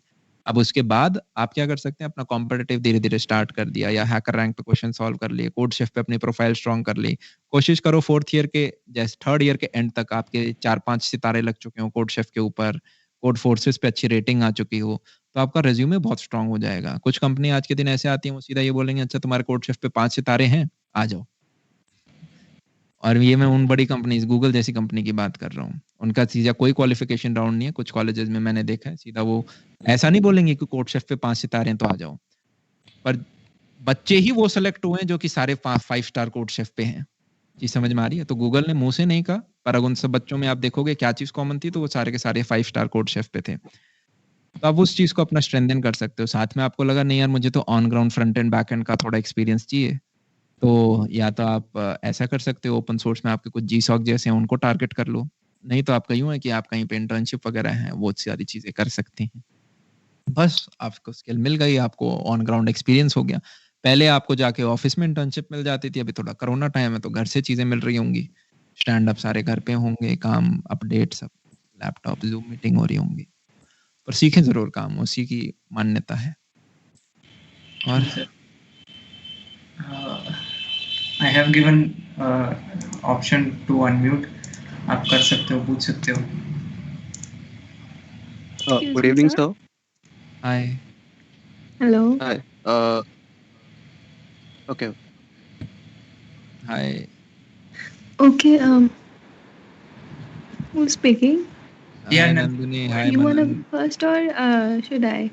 मैनर्स देखो कितने अच्छे बच्चे। No, you can continue. Okay. First of all sir मैं कहना चाहूँगी कि मैंने इस सेमिनार के लिए 3-4 साल वेट किया है, so it's really big opportunity to interact with you like face to face and मेरा सवाल ये है कि जैसे आपने पिछले सेमिनार्स में बताया है कि फ्रीलांसिंग जैसे कोर्स होते हैं हम वो सीख सकते हैं, इनमें अपॉर्चुनिटीज़ वगैरह मतलब रेशो कम होता है कि यहाँ लोग कम जाते हैं। तो अभी अ, जैसे हम आने वाली जनरेशन देखते हैं, वो तो हमसे कहीं ज़्यादा आगे हैं। तो हम कन्फ्यूज़ हो जाते हैं कि हमें क्या करना चाहिए एंड ऑल। फ्रीलांसिंग हो गया, वीडियो एडिटिंग हो गया, तो अरे हमें तुम ही हो मतलब सबसे फ्रेश जनरेशन, आने वाली तो अभी वो छोटी क्लास में प्ले स्कूल वगैरह में खेल रही है। हम ही हैं सबसे बड़ी नई जनरेशन अभी आज के दिन। और जैसे फ्रीलांसिंग है, तो फ्रीलांसिंग में आपको लगता है कि एक इंडिविजुअल है, बाकी जितने भी वो बंदे हैं ना जिनकी 4.5 से ऊपर रेटिंग है, यूजुअली वो खुद अपने आप में एजेंसी होती हैं। मान लो कि वेब डेवलपमेंट की बात कर लेते हैं क्योंकि हम उसी पे काफ़ी देर से बात कर रहे हैं। तो मैं एक फ्रीलांसर को पकड़ता हूँ मान लो, तो आपको लगेगा कि उसका नाम XYZ है, एक व्यक्ति है, पर उसके पीछे 6-7 बंदों की उसने अपनी टीम ले रखी है। वहाँ पे लोग प्रोजेक्ट के प्रोजेक्ट उठा रहे हैं फ्रीलांसर पे। तो आपने कितने काम कर रखे हैं? जैसे एक व्यक्ति होगा जिसने 150 प्रोजेक्ट कर रखे हैं, एक व्यक्ति है जिसने 4 प्रोजेक्ट कर रखे हैं। बताओ किस पे ज़्यादा भरोसा होगा? तो मैं 150 वाले पे। तो वही आपने कितना समय उस चीज़ को दिया है। और आप यूँ सोचो यार, कभी भी यूँ मत सोचना कि मार्केट सैचुरेट हो गया है। आज से जो 40 साल बाद पैदा होगा उसके लिए तो फिर मार्केट में जगह ही नहीं होगी। पर वहाँ पे भी मिलियनेयर्स और बिलियनेयर्स निकल रहे होंगे। तो मैं प्रश्न अभी भी थोड़ा कन्फ्यूज़ ही हूँ। आपने क्या पूछा कि कौन-सी फ्रीलांसिंग सेलेक्ट करें, ना करें? आई गेस आपके कॉलेज में मेरा ऑलरेडी क्वेश्चन अच्छी मतलब हाँ, या प्लेस वही है कि हमें जाना चाहिए, नहीं जाना चाहिए? बिकॉज़ अभी आपने बताया कि प्लस 1 अगर प्लस आपके 2 के कॉलेज में बच्चे ही प्लेसमेंट काफ़ी अच्छी हैं, तो आपको नहीं जाना चाहिए। अगर आपके प्लेसमेंट वगैरह नहीं हैं और आप साथ में देखो हर बच्चा अपना अलग है। प्लेसमेंट आपके अच्छी हैं, तो आप अपना प्लेसमेंट के लिए पढ़ो। आपको लगता है मैंने प्लेसमेंट में सब कुछ अच्छे से पढ़ लिया, कोडशेफ पे रेटिंग भी मेरी 5 नहीं 6 सितारे लग चुके हैं। मैं 1-2 जगह इंटर्नशिप भी कर ली है, मैंने रिसर्च प्रोजेक्ट भी कर लिया है। अब मैं क्या करूँ? 3rd ईयर में खाली बैठा हूँ, मेरे पास समय बचा हुआ है। कर लो फ्रीलांसिंग, कोई दिक्कत नहीं है क्योंकि आपने बाकी सारी मेजर इम्पोर्टेंट चीज़ें कर ली हैं। फिर एक बच्चा होता है जो कि यार इतना अच्छा कॉलेज नहीं मिल रखा होता उसे, इंटर्नशिप अपॉर्च्युनिटी नहीं मिल रही हैं। बीसीए, एमसीए वाले बच्चे काफ़ी होते हैं, जैसे आप तो बीटेक कर रहे हो, तो बीसीए, एमसीए वाले बच्चे, लोअर बीटेक वाले बच्चे, इन काफ़ी बच्चे फ्रीलांसर पे जाते हैं। फ्रीलांसर पे पहले एज़ एन इंडिविजुअल जाएँगे, फिर अपनी एजेंसी बना लेंगे और काफ़ी अच्छा पैसा कमाते हैं फिर जाके। तो ये चीज़ आपको हर बच्चे के लिए आपके कॉलेज में प्लेसमेंट अच्छी है, तो आपके लिए फ्रीलांसिंग फिर नीचे प्रायोरिटी होनी चाहिए, अब प्रायोरिटी नहीं होनी चाहिए।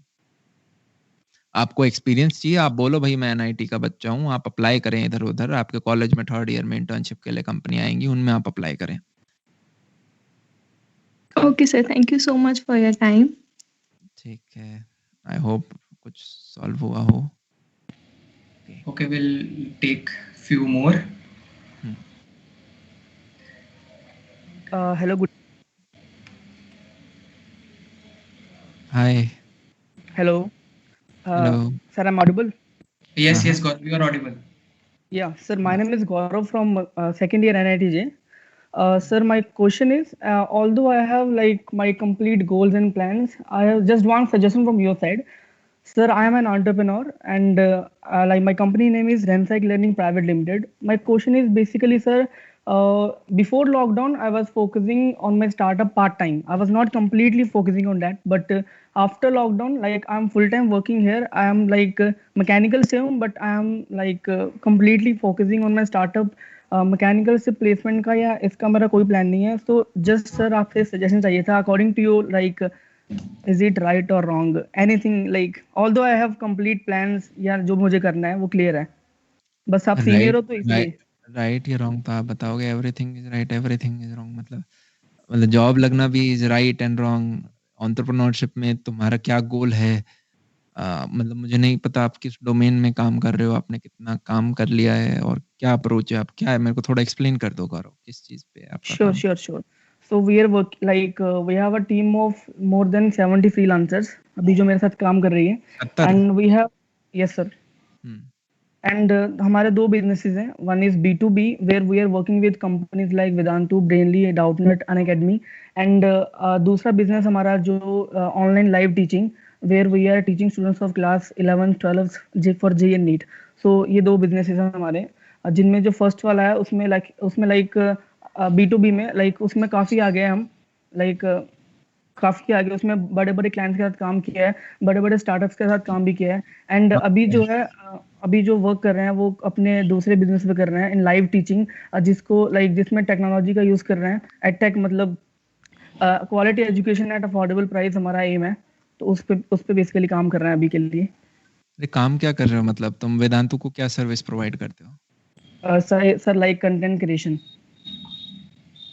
लाइक वेदांतु टीचर क्या का कर रहे हैं नहीं मतलब? वेदांतु, हाँ जी मैं समझाता हूँ. लाइक हाँ. वेदांतु के प्रोजेक्ट्स करते हैं उनके, लाइक कैसे उनके लिए प्रोजेक्ट? सर क्वेश्चंस का, वीडियो सॉल्यूशंस का, टीचिंग का.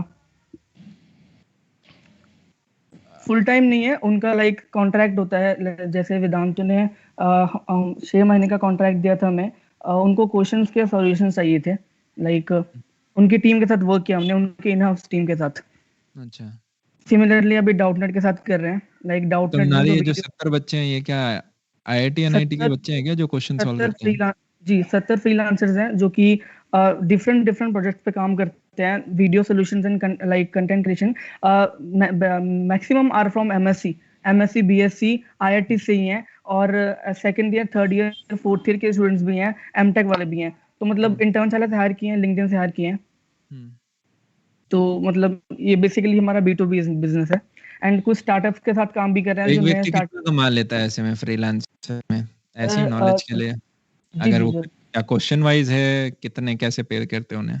सर अगर मैं बात करूं, अगर कोई बंदा 4 से 5 घंटे दिन लगाता है ना, दिन के 4 घंटे लगाता है, तो अराउंड 20,000 अर्न कर लेता है. अराउंड 20,000 कमा लेता है वो. जी ठीक फ्रीलांसर. है. ठीक है, और दूसरा बिजनेस क्या है तुम्हारा? सर उसमें अभी हम जब पिछले साल जब मैं फर्स्ट ईयर में था, तो हमने लाइक अपना ऐप वो बनवाया एंड लाइव क्लासेस शुरू की क्लास 11 के लिए, जिसमें मैं था और मैंने 2 टीचर हायर किए. एक एनआईटी सूरत थर्ड ईयर से था और एक मेरा दोस्त ही था, और हमने लाइव टीचिंग स्टार्ट की. पहले हमारे पास थोड़े बच्चे थे, उनसे like paid live classes start की. उसमें क्या था, हम उसे कितना पैसा लिया? उसे बेसिकली हमने स्केल नहीं किया. हमारे पास सिर्फ 9 बच्चे थे एंड पैसे उनसे कितने बेसिकली लेते थे बच्चों से? 1200 से 1500 मंथली. और घंटे कितने पड़ा मंथली? मंथली मतलब काफी कम प्राइस पे, और 9 बच्चे थे. इनको हमने स्केल भी नहीं किया क्योंकि एम ये था कि एक साल पहले देख लें कि हमारा उनको कितना फायदा हो रहा है, क्या क्या उनका फीडबैक आता है, क्या क्या चीजें हमें इम्प्रूव करनी है, उसके बाद स्केल करेंगे. तो पिछले साल तो वैसे 9 बच्चों से पढ़ाया, उनको अच्छे से पूरा जान लगा दी. प्रॉफिट नहीं देखा, बस ये देखा कि बच्चों को अच्छे से सेटिस्फाइड करना है, और क्या क्या मतलब जो पॉइंट्स है, क्या क्या तुमने उन्हें प्रॉब्लम्स आई क्या उनको वो बस 11th का बेसिक पढ़ाया या एडवांस वगैरह सब? नहीं अप टू जेईमेन लेवल, ठीक. जितना वो ग्रैब कर पाए, मतलब जितना हम कर, मतलब अप टू जेईमेन लेवल को ऐप पढ़ा से दिया था. बनवाया फ्रीलांसर ऐप से? नहीं फ्रीलांसर से नहीं. ऐप की कंपनी है क्लास प्लस एक, जो एडटेक सॉल्यूशंस को ऐप देती है बेसिकली, अच्छा, ऑफलाइन वहाँ से कोचिंग के लिए तुमने ऐप ले बनाती लिया. है. हाँ ठीक. जी उनका अपने लाइक रेंसई के नाम का, कंपनी के नाम का ऐप बनवाया उनसे. एंड इस साल बेसिकली क्या कर रहे हैं, B2C बिजनेस में अभी अर्न का नहीं सोच रहे हैं. अभी हम टारगेट कर रहे हैं कि मैक्सिमम बच्चे पढ़ा दें, जैसे पहले क्या था, पहले हमने पढ़ाया बच्चों को और फीडबैक लिया क्या क्या चेंजेस है। इस बार हम टारगेट कर रहे हैं कि अराउंड 600 से 700 बच्चों को हम फ्री में पढ़ा दें 3-4 महीने के लिए। उसके बाद लाइक हमारा प्लान है इसको मोनेटाइज करने का। तो बेसिकली ये सब। 600-700 बच्चे कहाँ से लाओगे? सर एक डिजिटल मार्केटिंग एजेंसी के साथ काम कर रहे हैं। 2 सेल्स पर्सन है जो कॉलिंग के लिए हैं, एक मार्केटिंग के लिए, एक सोशल मीडिया हैंडलर है। तो अभी अराउंड पिछले 1 महीने से स्टार्ट किया है। टारगेट था कि क्लास 12 के 300 बच्चे ले आए, अभी 72 बच्चे हैं। धीरे-धीरे ग्रो कर रहे हैं मतलब ये। अप्रोच देख, B2B वाला जो तुमने शुरुआत में कहा वो ठीक है। As a second year student तुम कर रहे हो, 70 बच्चों को लेके उन 70 बच्चों को स्टाइपेंड भी दे रहे हो, बहुत बढ़िया काम है। ऑनलाइन टीचिंग भी ठीक काम है जिस फॉर्मेट में आप जा रहे हो, ऑल्दो उससे बहुत फास्ट तरीके हैं, पर ठीक है यार, तुम as a second year student काफी ठीक काम कर रहे हो। स्पेशली मैं B2B वाले से तो इम्प्रेस्ड भी हूँ कि तुमने 70 पहले तो प्राइवेट लिमिटेड रजिस्टर कर ली। मेजॉरिटी लोगों तो ये नहीं समझ आता प्राइवेट लिमिटेड प्रोप्राइटरशिप क्या डिफरेंस है, कैसे रजिस्टर होते हैं, वो आपने बैरियर करा। उसके बाद आपने 70 बंदों को कॉल किया। अब एक 19 क्या खुद कॉल करते थे या बच्चों से कॉल करवाते सर या पेरेंट्स कॉल करते सर हैं? नहीं सर, टीम है उसके लिए। हायरिंग एचआर मैनेजर है, मतलब ऐसे ही ट्रेन किया लोगों को।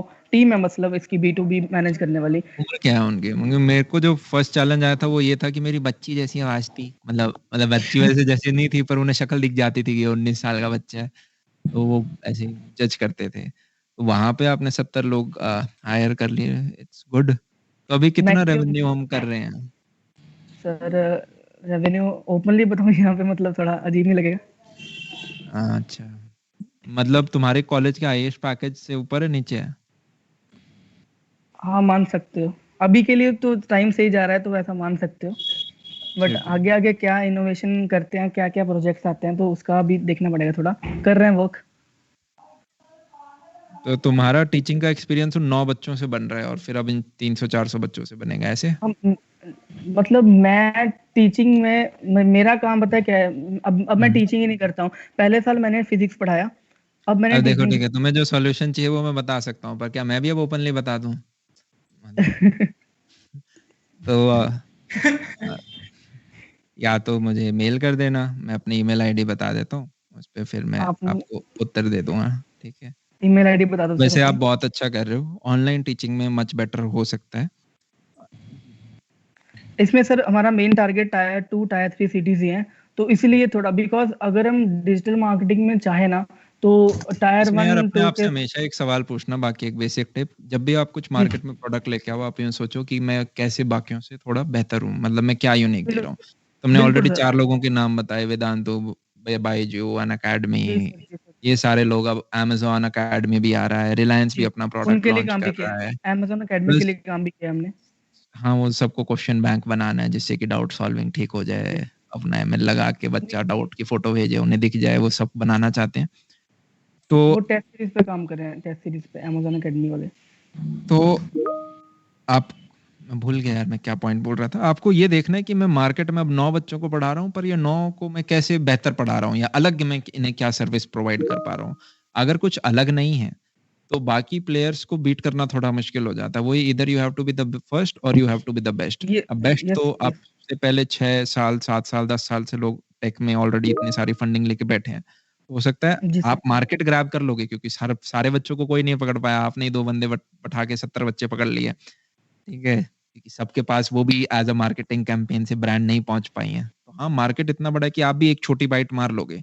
पर एक मेजर प्लेयर बनने के लिए आपके पास कुछ यूनिक चीज़ें होनी चाहिए।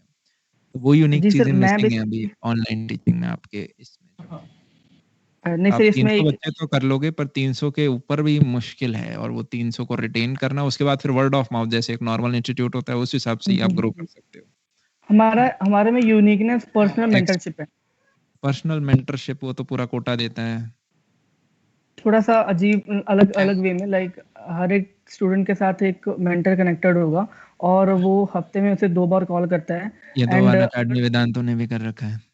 ऑब्वियसली कर रखा होगा। तो धीरे धीरे Sorry to मतलब interrupt, but I think मतलब Gaurav, you can continue because there's a lot of people want to ask something. Uh, ठीक है दत्तरवाल तो अमन 97 इस पे तुम मेरे को भेज देना, या फिर अमन दत्तरवाल ऑफिशियल, उस पे पूरी टीम बैठती है, तो वो तो ठीक है पक्का सर, ईमेल रिप्लाई हो रहा होगा। Sure sir, thank you sir. ठीक है। So if someone else want to ask, I have given permission to some people. Sir इससे पहले कोई सवाल पूछे, मैं आपसे एक पूछना चाहता था कि जैसे अभी सर, हेलो, हाँ बताओ बताओ। ये सर जैसे अभी सर मेरे पास ये सवाल कई लोगों का है, तो ये कॉमन सवाल है। अभी जैसे मैंने आपसे बात की, मैंने आपको मेल किया कि सर आप सेशन लेने आइए हमारे कॉलेज में, तो सर सवाल ये है कि सर हम कॉर्पोरेट वर्ल्ड में अपने कनेक्शंस कैसे बना सकते हैं, how we can connect with better people. Simple, जैसे अगर तुम्हें सिर्फ जॉब ही चाहिए तो उसका सिंपल सा उपाय ये है कि होता क्या है, मान लो अगर मैं अमेज़न में काम करता हूँ या मैं माइक्रोसॉफ्ट में काम करता हूँ और मैं एक अच्छा व्यक्ति लाता हूँ इंटरव्यू के लिए, जिसे हम रेफरल बोलते हैं, कि मैंने एक अच्छे बंदे का रेफरल दे दिया और वो सिलेक्ट होता है, तो मेरे को भी मॉनेटरी बेनिफिट होता है। मेरे को 35-50-70 हज़ार रुपये फालतू मिलेंगे। आई गेस हर कंपनी में अलग-अलग है, कहीं पे 10-15 हज़ार है, कहीं पे 35 है, कहीं पे 40-50 हज़ार है, फालतू मिलेंगे। तो ऐसे में रेफरल मैं उसी व्यक्ति का दूँगा जिसका रिज़्यूमे बहुत स्ट्रॉन्ग होगा, और रिज़्यूमे स्ट्रॉन्ग है वो कैसे पता चले? मैं बैठ के कोडिंग राउंड तो लूँगा नहीं आपके। आपके रिज़्यूमे में कोड शेफ के अगर 4-5 सितारे हैं, तो मतलब आप एक अच्छे कोडर हो। कोड फोर्सेस के अच्छे हैं, तो अच्छे हो।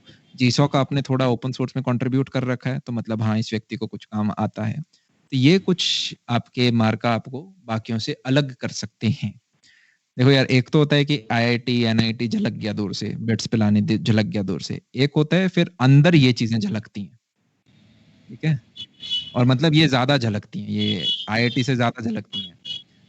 तो उस हिसाब से आप कनेक्ट कर सकते हैं। और बाकी अगर यही था जॉब पर्सपेक्टिव से, तो आप अपने कॉलेज सीनियर्स को ढूंढ सकते हैं। नहीं तो काफी बार क्या होगा यार, मैंने अपने दोस्तों को बोला मैं अमेज़न में काम करता हूँ, पहले तो एक का ही नहीं आता, अब लिंक्डइन पे 5-6 बच्चे मेरे को भेजते रहते हैं। मैं दुखी हो गया, मैं तो किसी का रिप्लाई नहीं करता।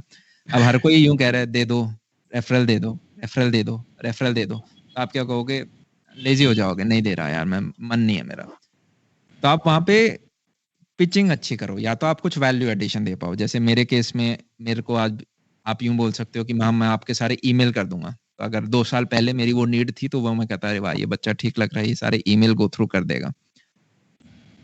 अब आप उस अमेज़न वाले को तो क्या ही दोगे, तो आप यूँ देखो कोई सीनियर है क्या, और फिर सीनियर की थोड़ी तारीफ़ कर दे कि भैया मैंने आपको वहाँ पे देखा था and I am highly inspired, आपने अमेज़न जैसी बड़ी कंपनी क्रैक करी and I also want to do the same. मैंने कोड शेफ पे इतना कर रखा है, कोड फोर्सेस पे इतना है, if you could give me opportunity. और आप फिर बार-बार बोलो। देखो यार, स्पेशली जब हम ऑफ कैंपस प्रिपेयर करते हैं, और ऐसा नहीं है कि अच्छे कॉलेज वाले बच्चे ऑफ कैंपस नहीं करते। मेरे कॉलेज से भी बहुत बच्चों ने किया, जो जॉब लगी उसमें सैटिस्फाइड नहीं है, 16 लाख का नहीं, हमें तो महंगा पैकेज चाहिए, ऑफ जा रहे हैं। तो आपने अब तीर ले लिए बहुत सारे, अब अंधेरे में मार रहे हो। अब अंधेरे में पता नहीं लगे ना लगे, तो आप दिन में 20-20 लोगों को अप्रोच करोगे, इस उम्मीद में कि शायद एक रिप्लाई करेगा। तो आप 20-20 लोगों को रोज करो, बल्किंग करो, बेशर्म हो जाओ, और वो भी अपने आप में एक बहुत अच्छा प्रोसेस है, आपको काफ़ी अच्छी चीज़ें सिखाएगा। बाकी आप अपने रिश्तेदार में ढूँढें, अपने पेरेंट्स वगैरह से पूछें अगर आपसे कोई कर सकता है तो।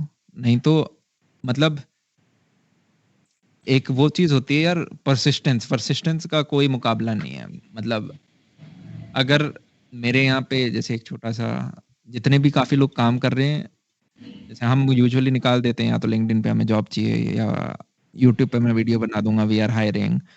कुछ लोग होंगे जिनके 80 ईमेल आ जाएँगे। एक व्यक्ति था 121 ईमेल आ गए थे। एक व्यक्ति था जिसको हमने हायर नहीं किया था, तो उसने डेमो के लिए 80 वीडियो अपलोड कर दिए थे यूट्यूब पे।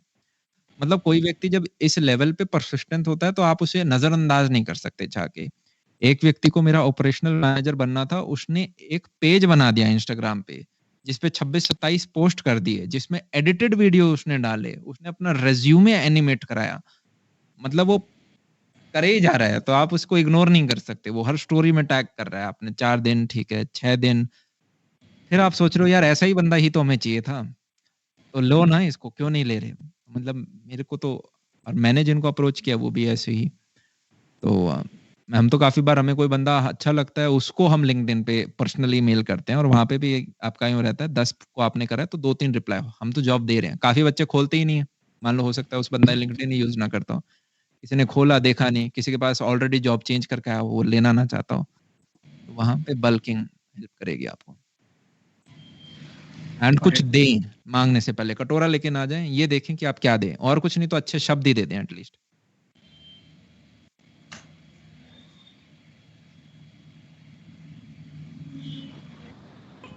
Okay, so we'll take last two only.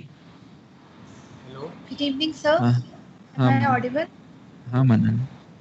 Good evening, sir.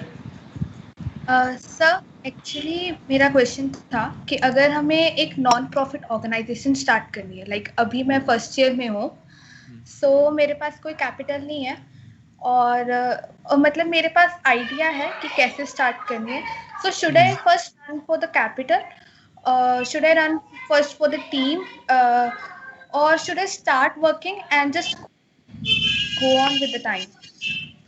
देखो यार, आप किसी पेन को दूर करना चाहते हो ऐसा मैं अज्यूम कर रहा हूँ। अब मान लो एक घर में आग लग रही है, मतलब मैं इसे रैंडम एग्जांपल से समझाने की कोशिश कर रहा हूँ। आपके आस पड़ोस में आपको लोग दिखाई नहीं दे रहे हैं, तो आप क्या करोगे? मिट्टी पकड़ के मिट्टी डाल दोगे, पानी होगा तो पानी डालने की कोशिश करोगे, खुद ही बाल्टी लोगे और कोशिश करोगे कि यार मैं खुद ही थोड़ा बहुत बुझा सकूं। आपके आस पड़ोस में पहले खुद भागो, अकेला अगर भाग सकते हो, जो मेरा पर्सनल एक्सपीरियंस है। बाकी वो है ना एक कहावत, आपका अकेले चलना स्टार्ट करो काफिला खुद हो जाएगा। तो शुरुआत के 3 साल मेरे सिनेरियो में मैंने खुद काम किया, फिर टीम अपने आप बननी स्टार्ट करी। और हाँ, आपके पास कैपिटल होता है तो बहुत काम आसान हो जाते हैं, स्पेशली अगर आपको टीम बनानी है, क्योंकि वो हो सकता है आप जितना सेम इंटेंशन ना रखते हो।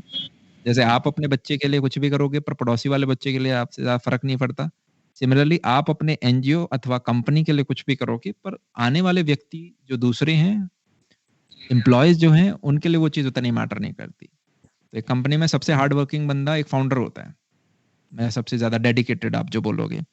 आपके पास कैपिटल होगा तो आप उस चीज़ को बहुत फास्ट तरीके से कर लोगे, ठीक है? तो अब वहाँ पे आती है क्रिएटिव थिंकिंग। तो कॉज़ तो मैं नहीं कह रहा, अगर आपको अपने पास खुद ही रखना है आप उसे रखें। पर आज का ब्रह्मास्त्र जो है, जो मैंने इस सेमिनार में बताया, उसके साथ समहाउ अगर आप इंटीग्रेट करके इस चीज़ को आगे करो और 2 से 3 साल खुद मेहनत करो उस चीज़ पे, तो आपके पास कैपिटल भी होगा, लोग भी होंगे, रीच भी होगी और शायद आप बेटर कर पाएँ। पता नहीं अब मैं आंसर कर पाया या नहीं। Okay, sir. Thank you. Sir, Okay, last one. Who wants to ask? अगर किसी को स्टॉक्स में, मतलब जैसे मुझे अगर स्टॉक्स के लिए स्टार्ट करना हो, स्टॉक्स में इन्वेस्टमेंट, या कुछ लोग क्रिप्टो में भी इन्वेस्ट करते हैं, वो स्टार्ट करना हो तो कैसे स्टार्ट करें, या कोई प्रोफेशनल कोर्सेज करने हो? प्रोफेशनल कोर्सेज यार ऑलरेडी आपके काफ़ी सारे हैं, कुछ अच्छे क्रिएटर्स भी हैं यूट्यूब पे जिन्होंने अच्छे कोर्सेज बना रखे हैं, आप उनके जाके परचेज कर सकते हैं। कुछ ने ऑफलाइन दुकानें खोल रखी हैं, आप उन्हें देख सकते हैं। यूजुअली कोर्स की प्राइस आपकी 20 से 25 हज़ार रुपए के करीबन होती है और 2 महीने का कोर्स होता है। आपको बेसिक्स ऑफ स्टॉक मार्केट उसमें वो समझा देंगे। पर 2 टाइप के हैं यार, इसको स्टॉक मार्केट को कभी भी पार्ट टाइम मत समझना। या तो आप इसमें फुल टाइम ही घुसते हो as a full time job, जहाँ पे आप 10 से 12 घंटे इस चीज़ को दे रहे होगे, स्टडी कर रहे होगे इसके बारे में। अगर आप वो व्यक्ति हो कि मैं एक जॉब कर लूँ और जॉब के साथ मेरा स्टॉक में भी इन्वेस्टमेंट हो, तो जस्ट इन्वेस्ट इन द निफ्टीज़। अब मैं यहाँ पे कोई गुरु होके बात नहीं कर रहा, पर निफ्टी क्या है, अगर आपने बेसिक कॉन्सेप्ट पढ़ रखे हैं, देश की टॉप 50 कंपनीज़ एंड दोस उनका अगर आप मार्केट कैप देखोगे तो वो पूरे कंट्री के जीडीपी के बराबर आता है। मतलब अब मैं डिटेल में जाना पड़ेगा कि मात्र रिलायंस सिर्फ 5% पूरे इंडिया की जीडीपी के लगभग बराबर आता है, जो हमने 4 महीने पहले एक वीडियो बनाया था। तो इसी प्रकार से जब आप दूसरी, तीसरी सारी कंपनियों को इकट्ठा कर लेते हैं, तो सेंसेक्स, पता नहीं कितने बच्चों को यहाँ पे समझ में आ रही होगी ये चीज़। आप सिर्फ अपने 50 कंपनी में पैसे डालें और कंपाउंड इंटरेस्ट है वो समय के साथ आपको दिखता है एक्सपोनेंशियल कर्व लेता हुआ। मतलब 10 साल में पैसा 4 गुना हो रहा होगा। अगर हम पिछला हिस्ट्री का 40 साल का सर्वे देखें, 15% सीएजीआर, 30 साल में वो 60 टाइम्स हो रहा होगा और 40 साल में वो ₹1 267 रुपीस बन जाएगा। आपको वो है कि मेरे को तो फुल टाइम ही स्टॉक में जाना है, देन आप क्या कर सकते हैं, हाँ, आप पहले यूट्यूब पे खुद थोड़ी रिसर्च कर सकते हो, फिर आप एक ऑनलाइन कोर्स ले सकते हो, फिर आप एज़ अ इंटर्न कहीं पे काम कर सकते हो किसी व्यक्ति के साथ और धीरे-धीरे आप चीज़ें शुरू कर सकते हो। बाकी मतलब स्टॉक में यार मैं भी पैसे डालता हूँ, पर मेरा मानना है स्टॉक से ज़्यादा आज के दिन आप दूसरी जगह से पैसा कमा सकते हो। मतलब आप स्टॉक में पैसा ऐसे डालो जैसे बैंक में डालते हैं हम। आपने निफ्टी में आपने एक लमसम अमाउंट डाल दिया, सिप डाल दी, क्योंकि स्टॉक से पैसा कमाने के लिए आपको फुल टाइम व्यक्ति होना पड़ेगा। आज खरीद दिया, कल बेच दिया, कल खरीद लिया, आज बेच दिया। इतना समय तो है नहीं हमारे पास, हम तो दूसरे काम कर रहे हैं साथ में। तो मैं पैसा डालता हूँ और फिर मैं इस हिसाब से डालता हूँ कि मैं नहीं देखने वाला अगले 30 साल। या फिर आपको बेसिक नॉलेज होगी, तो जैसे कोरोना के टाइम में एकदम डिप आया था, तो डिप के वक्त सबके अंदर फियर आया, सबने अपने बेचने स्टार्ट करे, वो डिप आया, डिप पे हमने सबसे बड़ा खरीदा। मतलब मेरे पे जितना कैपिटल था, मैंने एक हैवी पोर्शन उसमें से खरीद लिया, क्योंकि पता था मार्केट को वापस स्टेबल तो होना है ही। एकदम से जो डिप आई ऐसे तो क्रैश हो नहीं जाएगा, वो स्टेबल हुआ और वहां पे एकदम से काफी अच्छा मेरे को कैपिटल का बेनिफिट हुआ। तो इस तरह के आपके पास बेसिक नॉलेज होगी तो आप मौके ग्रैब कर लेंगे। ये 10 साल में ऐसा एक मौका आया था, 2008 में आया था, फिर अब आपका 2020 में आया है कोरोना के टाइम में। इस प्रकार से आपने वो one in a moon moment grab कर लिए, बाकी आप अपना एक सिप चलाते रहे बेसिक। नहीं तो आपको फुल टाइम जाना है तो किसी से आप ट्रेन हो, अच्छे से कोर्स वोर्स लो 2-3 महीने, जाओ इंटर्न करो। अब रिपीट कर रहा हूँ मैं अपने आप को। That's it. Thank you sir. Okay, that's okay. So भैया, thank you so much from every student जो भी यहाँ पे प्रेजेंट थे। आपने काफी नॉलेजेबल चीजें बताई। मैंने वही चीज बोली, आपको ऑलरेडी 80-85 पता होंगी, 10% नहीं होंगी। मैंने बस रिपीट करके आई होप यार आप सब अपना लाइफ में बहुत बढ़िया करो। एंड थैंक यू, आप सब लोगों ने यहाँ पे इतनी देर सुना और बहुत अच्छा लगा। काश हम फेस टू फेस मिलते और भी बड़ा मजा आता मुझे। और आज आप अपने निकरों में बैठे होगे, पर आपके हाथ में है 4 साल बाद अपनी डेस्टिनी को बदलना, राइट? बिल गेट्स ने एक चीज सही बोली थी, आप गरीब घर में पैदा हो सकते हो, आपके पिताजी के पास स्प्लेंडर या वैगनर हो सकती है, पर आपके ऊपर है आप BMW लेना चाहो या नहीं। दोबारा फाइनेंशियल एग्जांपल, क्योंकि वो समझ में जल्दी आता है। ठीक है, तो इसी के साथ जनाब आज का सेशन समाप्त करते हैं। Dream big, start today and don't stop. Bye bye, take care. So, sir, just from behalf of NITJ, I'll just want to present you the certificate of appreciation. अभी थोड़ा सा अरे वाह, थैंक यू यार, thank you. क्या ही कर सकते थे, ऑनलाइन प्रेजेंट करना मुझे बड़ा awkward सा लगा। अरे नहीं यार, modern world, modern problem, modern solutions. Yes sir, और मैं सभी को रिक्वेस्ट करूंगा यार, MS Teams को इमोजी कर लो यार, एप्रिसिएशन वाला भी। अरे और थैंक यू, बहुत अच्छा लगा यार। And take care, C ya, bye bye. या आप मुझे ईमेल कर देना, मैं अपने एंड से प्रिंट निकाल लूंगा, इसका रखूंगा। NIT भी कहते हैं हम। Bye bye, see ya, bye bye sir.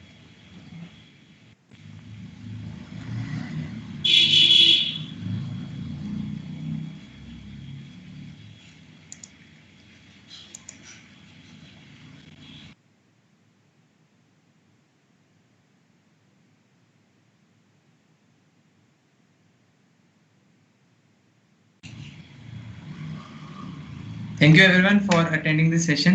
It was a great session by Aman sir.